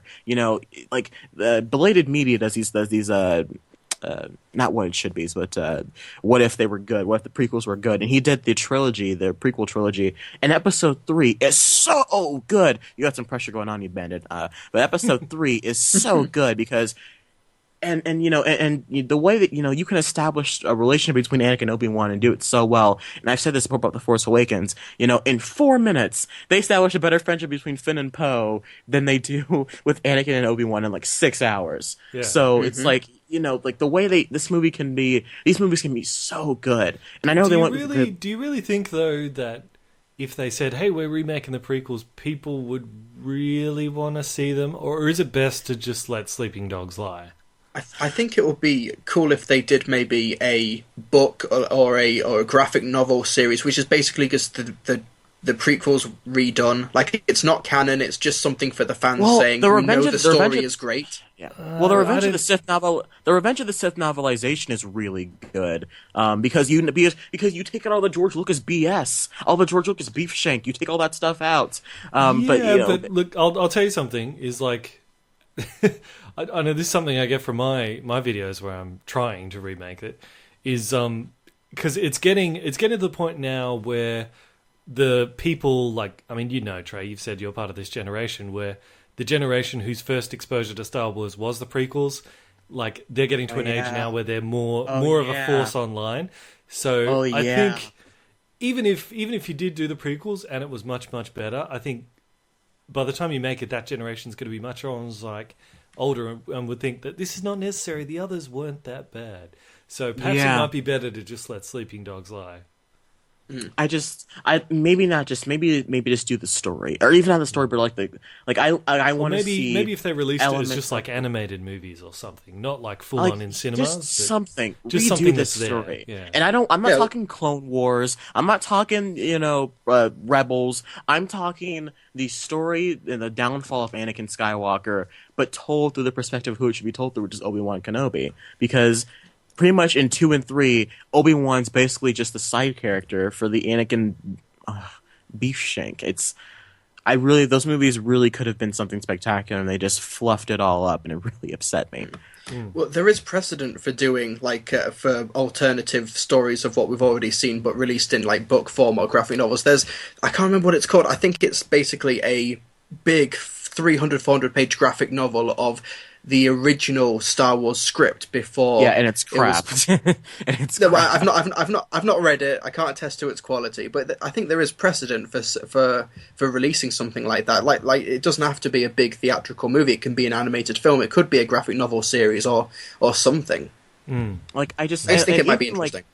I'm fine with people with like taking elements of the prequels and putting them into the new movies, because I think the story of the prequels is fantastic. It's really where what you see on screen is more of what's terrible. With the ideas are great, the execution. That's what I'm saying. The problem. That's what I'm saying. Like, don't open episode 1 with there is dispute in the Galactic Senate, trade tariffs are blocking the federal blockade or whatever. Don't open Star Wars like that. But it's like, you could really do something incredible. And coming from someone who's such a big Star Wars fan like myself, to see Star Wars just burn and waste its potential from its creator. It's like, and I think Simon Pegg, he didn't put it best, but he had a nice, funny point when he says, it's like George Lucas killing his children, which is a little extreme. But I put it more as like you make it it's like destroying your art. It's like building a sculpture and then burning it down. And luckily, they had J.J. Abrams come by and just build those ashes back up, because Star Wars was dead. Star Wars was gone. All we had were the original movies, and not even that, we have the special editions of the original movies, so if you didn't have the originals, and then we had toys and expanded universe novels. That was it. Our movies were good movies, crap movies, and now we're able to get good stuff again, so I feel like now with the new regime at Disney, we can tell these stories again. Even then, if not, take those similar plot elements and kind of stick them into characters that we're going to see in future movies like they did with Kylo Ren. Wasted potential. Sorry. Hang on. I'm just looking at our Twitter page on here. It looks like somebody posted us a picture of what looks like Kilgrave, but has photoshopped General Zod's face into it, and it's a really good Photoshop, but it looks very creepy. I'm not sure what that is. I'm checking Twitter as we speak. It's not sent to mine. It's sent to the Movie Mania podcast channel. Yeah, I'm about to go on to it. But while you're doing that, I'll read one other question. Chase Berry said to us, dream idea for a Justice League movie. Doesn't have to be connected to BVS.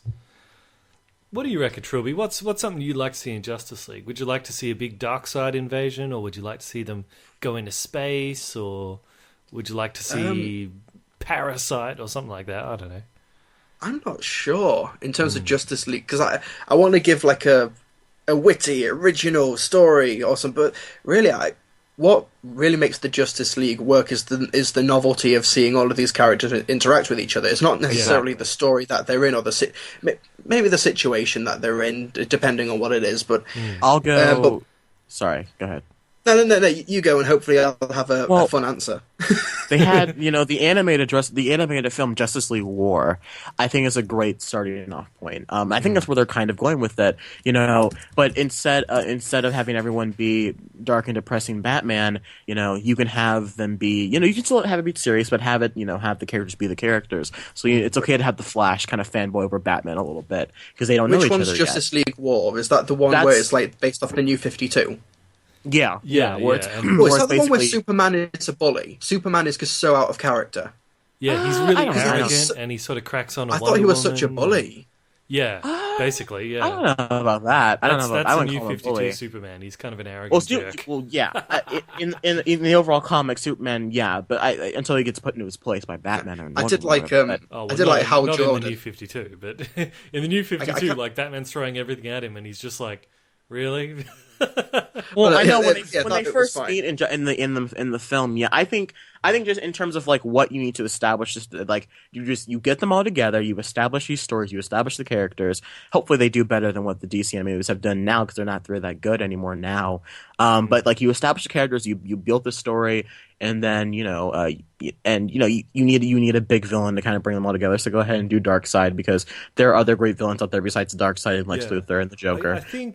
I think a good idea that everyone's favorite online big mouth Max Landis had, which they have now ruined, was his idea was bringing in Doomsday for Justice League, because his thinking was all the Marvel movies have the Avengers teaming up to fight an endless horde of drone bad guys who can easily be dispatched by all of them. He said, how about instead of them fighting an endless army of people who are weak, you have one villain who's super strong, who can beat up the whole Justice League by himself, like Doomsday. And I think that would have been a really great idea. But of course, now they've ruined it because they needlessly shoehorned him in to Batman v Superman. But I thought that would have been great. This is very unprofessional of me. I'm sorry, but my dog is starting to bark and whine, which means he's about to wet himself. Do you mind if you give me 90 seconds to let my dog outside this kennel? We'll just keep talking. Yeah, okay. Just give me a second. A lot of the novelty of Justice League is just seeing them interact, and what I do like about Justice League War is that you get like the Flash fanboys over Batman. Yeah. It's like, hey, I'm Mr. Flash, nice to meet you, and Batman's like, oh, I've heard about your work, good job. He complimented me.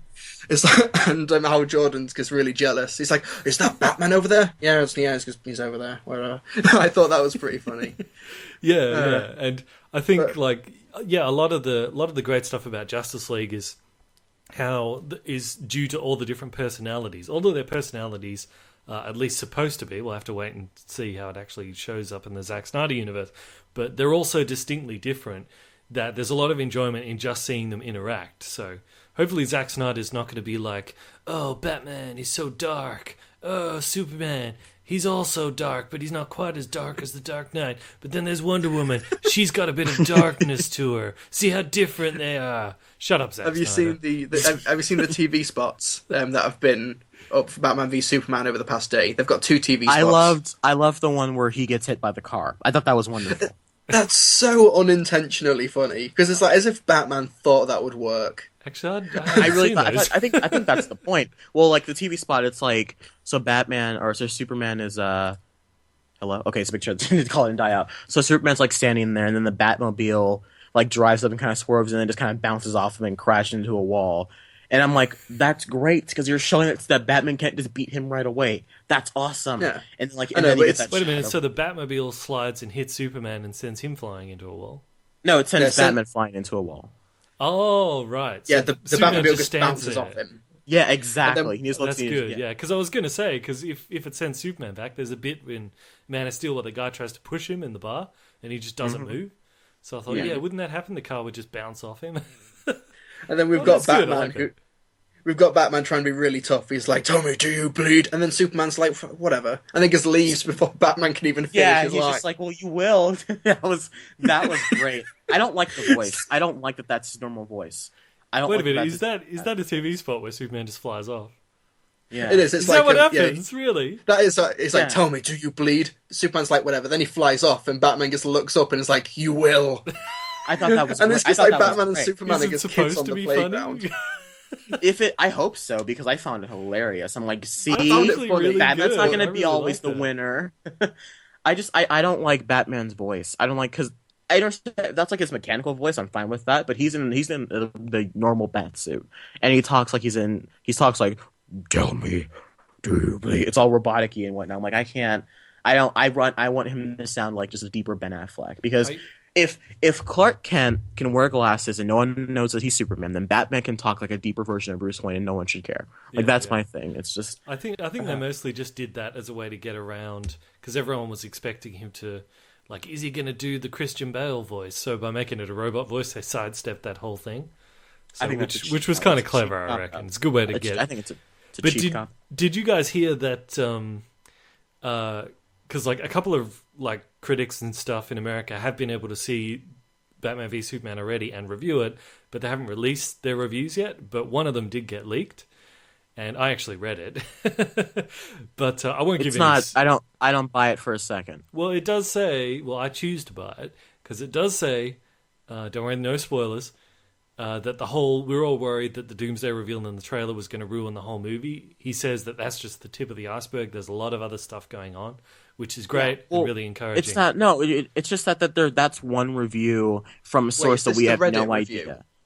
Yeah, like it's the Reddit that review one from an anonymous person who exactly. you should never. You shouldn't even dignify it by mentioning it. A month and a half before Force Awakens came out, Batman is smiling when he brands the guy, which is going to be a whole thing. I don't buy that for a second. Like, don't talk about a month it. and a half before Force Awakens when came out. has the internet ever proven to be wrong about any of these rumors? Terminator. Hey, remember the Genesis. time when Enter the Night was meant to be released?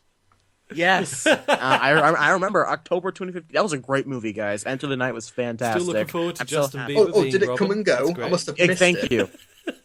Or what's her face was being Carrie Kelly. Yeah, that was wonderful too. I don't know. I think this one's real though. Really? No, but it's like they posted as quote-unquote evidence, like their email confirmation that they got invited to the screening. Now, as somebody who has actually been invited to Warner Brothers screenings, has RSVP'd, I went to a press screening of The Gallows and Pan and other films. They don't look God, I'm that. so sorry. I know, they were bad screenings, but I met Hugh Jackman for a moment. He was a really cool guy. Wow. But yeah, the Warner Brothers invites don't look like that. Do you reckon, well, maybe like in America they look different than in Britain or something? They don't. Maybe. I've been invited to a screening before. They don't. I got invited to a Creed screening. They don't look different. But have you seen it compared to the British one, though? No, I've not seen the British screening, no. No, not the screening, but what the email looks like. The invites. Yes, I've seen it. It's not how they look. Listen, okay. Well, even if it is how it looks, he could Photoshop it, I guess. But my point of conjecture lies back when Force Awakens was coming out. A month and a half before that movie came out, a review came out that was wrong, and like all his points of the movie were wrong. Not like opinion based, but like plot based. He gave part of the plot, and it was wrong. He lied. He completely BS the whole thing. And even if this guy has seen it, let's say this guy has seen it, what if he works for Warner Brothers? What if he's a Warner Brother executive? Because remember when that thing came out about Warner Brothers gave it a standing ovation? I'm like, of course you do. You don't boo your kid when they're playing the piano on a recital. You clap. It's like, that's right. What if he works for Warner Brothers? What if he's on their payroll? It makes sense that he would praise him. James Cameron, for God's sakes. Simon Kinberg called Fantastic Four a good movie. James Cameron called Genesis the best one since T2. You're like, well, the guy who knows everything about Terminator. But it's like I guess the only Reddit, people who like Terminator Genesis is me, Billy T800, and James Cameron. George Lucas likes the prequels. George Lucas likes the prequels. So on Reddit a few months ago, somebody claimed that they got a copy of the script of Captain America: Civil War, and all of the stuff they mentioned was completely contradicted by everything that happened in the trailer. Like, don't dignify this Reddit stuff by talking about it, sharing it, or reporting on it. Journalists should know better. And I think that this is why You're a journalist, I'm not. No, I'm not even a journalist. Yes, I just you are. review stuff. Well, I mean, we all, Well, you're more so of a journalist than either of us. Well, come to another. Well, here's okay. How I say this. Okay, so there's this thing going around about how people who report on films and give their opinions on films don't call themselves critics. Now, a critic is someone who will review something, right? I feel like anyone who reviews movies is a critic. Critic does not mean a pretentious a-hole. That's not what a critic is. A critic is someone who reviews a movie. So Bandit. No, Bandit, you're a critic. I'm a critic. I'm not. I'm not a critic. I hate that. Because critics are also fans of movies. Just because. Have you seen Birdman? Yeah, of course. Have you guys seen Birdman? Do you remember when he talks to the playwright critic or whatever, and Birdman in that bar?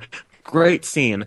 But I feel like that's what people think about when they think of a movie critic, and not like someone like Jeremy Jahns is a film critic. Doug Walker is a film critic. People. I don't know. I think people look at critic as a bad thing, and they shouldn't. And journalist is someone who reports on something, And if you report on something like a box of something, you're a journalist in a certain extent. Granted, probably more than others, but I think there's too many negative connotations around certain words that shouldn't be. Like, you don't have to be the guy from Ratatouille. Following on with that, if you're a journalist, it means you report news, and rumors being leaked is news, so you should really talk about it, right? Well, I think the difference between this is that it's one thing. It's one thing. But if you dignify the obviously fake, the obviously clickbait ones, then you give it. Then you obviously though. You encourage bad reporting, and you are deliberately misleading people. They could just be telling you what you want to hear. You seem pleased with everything that you heard. I'm like, well, okay, but if some guy says he discovers Bigfoot, even if he's faking it, that's news, right? No, it's crying wolf. It's crying wolf. But you still report it because it's newsworthy, right? It's one guy from an anonymous source. We don't know what his backup is. Exactly, because that encourages bad reporting. If he came from Deadline or something, it's like, hey, Zack Snyder showed me a copy of the movie, and then he gets backed up by Warner Brothers or whatever. I would buy that more than just, I just happened to see the movie. That to me, it's like, no, I don't buy that. But if you start to censor the news like that and judge for yourself what's newsworthy and what isn't, isn't that some weird kind of way? You don't censor the news. You have standards. See, this conversation has gotten beyond just talking about movies. This happens all the time. What was the question? The question was, Justice League. What's your idea for a Justice League movie? Justice League fight terrible journalism. Yes. Hey, maybe that's Spotlight. What Clark Kent's going to be getting through. Yeah, Spotlight, but it's the Justice League and Mark Ruffalo and Spotlight. Yeah, Hulk crossover. Yeah, you get the Hulk, you get Birdman. Oh man, you get Sabretooth. Yeah, dude, that means we get to see Wolverine fight the Hulk. I'm calling it now. That's like my big comic book dream, is like Wolverine fighting the Hulk. I thought Avengers was cool and all, but I still want to see Wolverine fight the Hulk. That's gonna be so. Yeah, hopefully before Hugh Jackman retires as Wolverine as well. I'd cry. I'd be sitting in the theater and turn 5 years old again, because I used to do that all the time with my toys. I'd be like, pew pew pew, fight. That's why I love Force Awakens so much. Okay, so I think that's. Do you want to have one last question? I'm just looking at the cast list for Spotlight. We've got the Hulk, Bruce Banner, we've got Birdman, we've got Sabretooth, and we have got the Doctor from Captain America: First Avenger, who developed Super Soldier Serum. They're all in Spotlight. Wow. It's all connected. Oh, no, and we have Howard Stark from Ant-Man. It's the unofficial Avengers. Wow. The only person who doesn't fit into that mold is Rachel McAdams. We have the only person who doesn't fit into that is Rachel McAdams, and she's in Doctor Strange. All of the main characters in Spotlight, apart from Michael Keaton, who is Birdman, are Marvel heroes or villains. Wow. Boom. Okay, the Avengers so Dylan Barry sexual asks. Okay. That's actually kind of cool. Dylan Barry asks on Facebook, he asks, which movie is going to make more, Batman v Superman or Civil War? Oh, Batman v Superman. I'm going to shorten this to opening weekend, because that depends on the word of mouth. If Batman v Superman sucks, people don't like it, or it's going to get around very quickly. So let's shorten this to opening weekend. What's going to make more? I think it'll take it opening weekend and overall. Yeah, I think Batman v Superman will win the weekend, but it will depend on quality. I think that's what I'm saying. Yeah, I think Civil War will gross the most if... I don't know. It's tough to say based on quality, but I think Batman if they put Spider-Man, if they put Spider-Man in the trailers, it'll do probably upwards of 200 million opening weekend Civil War. If they put Spider-Man in the trailers, I think even if Batman v Superman does totally suck, everyone's going to be like, "Oh my god, it's Batman and Superman in a movie together fighting each other." Whereas Civil War, it's like, "Oh my god, it's Tony Stark and Captain America in a movie," just like the last 3-4 times that's happened. Wow, I think no, people are going to see Batman. They need to. I'm not saying it's not going to. It's Batman Superman's going to do like 220 opening weekend, I think, in the US, because even like for the trailers, like I listened to audience reactions for The Force Awakens, and like when the trailer comes on, like the one that people don't like, the newest trailer that came on, one guy just goes like "F yeah," and people started like screaming and cheering after the trailer was over. I'm like, okay, so there's hype for this movie still, and so but I think with Civil War might do, like, I don't know, if it does its marketing right, it can do 200 plus opening weekend. But I think overall, Civil War is going to have, like, we can look at the trend and see that Captain America: Civil War will most likely be a good movie. So I think if it's good, it'll outperform Batman v Superman. I think Batman v Superman, if it's bad, will do like 1.4 billion. If it's good, it might cross $2 billion. As a DC fan, I really pray it doesn't tank. I'm really hoping it doesn't tank. Be good, man. Please, just be like Batman Begins good. Okay, you don't gotta be a Dark Knight. Just be Batman Begins. All right, you can do this. Just do the characters like they are in the comic. Please stop trying to make your version. Just do the comic version. That's the one everyone likes. Yes. Okay, I'm putting Batman v Superman at an opening of around 150 million, because Man of Steel made 116 opening. But that's one. That's Superman. I know, that's off the Superman. The Dark Knight and the Dark Knight Rises got around 160 million. Actually, if you look at Iron Man 3, that got 174 million. So a movie with Iron Man in it. That's off the Avengers though. That came out like that was the next movie after the Avengers was out. So that makes sense. But Batman v Superman is coming off Man of Steel, which was not incredibly well received. No, but it's Batman v Superman. That's my thing. It's not like it's not like if they did Civil War after Avengers, I think we'd be seeing a different result here. But so in the whole Batman Begins or Dark Knight Rises argument, Dark Knight Rises had that opening weekend fiasco where people were taken out, were shot, and so it did, and also to be fair, is Batman v Superman coming out in 3D? Yeah, 3D and IMAX, all that. Then that will probably bump it up a bit more then. But so is Civil War. So is Civil War. Civil War is also 3D and IMAX. Yeah, I'm looking at the figures, and they could actually get an. That's what I'm saying. That's why it's a good question. I think it's a good discussion. I think overall, I think Civil War will take it. But I honestly can't tell you which one's going to be better at this point. But it'd be interesting to see. Yeah. Numbers. Math. All right, so I think that sums it up for the questions here. I think we did a pretty good job answering those. All right, so guys, thank you all for watching. This is a wonderful podcast. Trilbee, thank you for joining us. We'd love to bring you back on whenever you'd like. So where can people find you, Trilbee?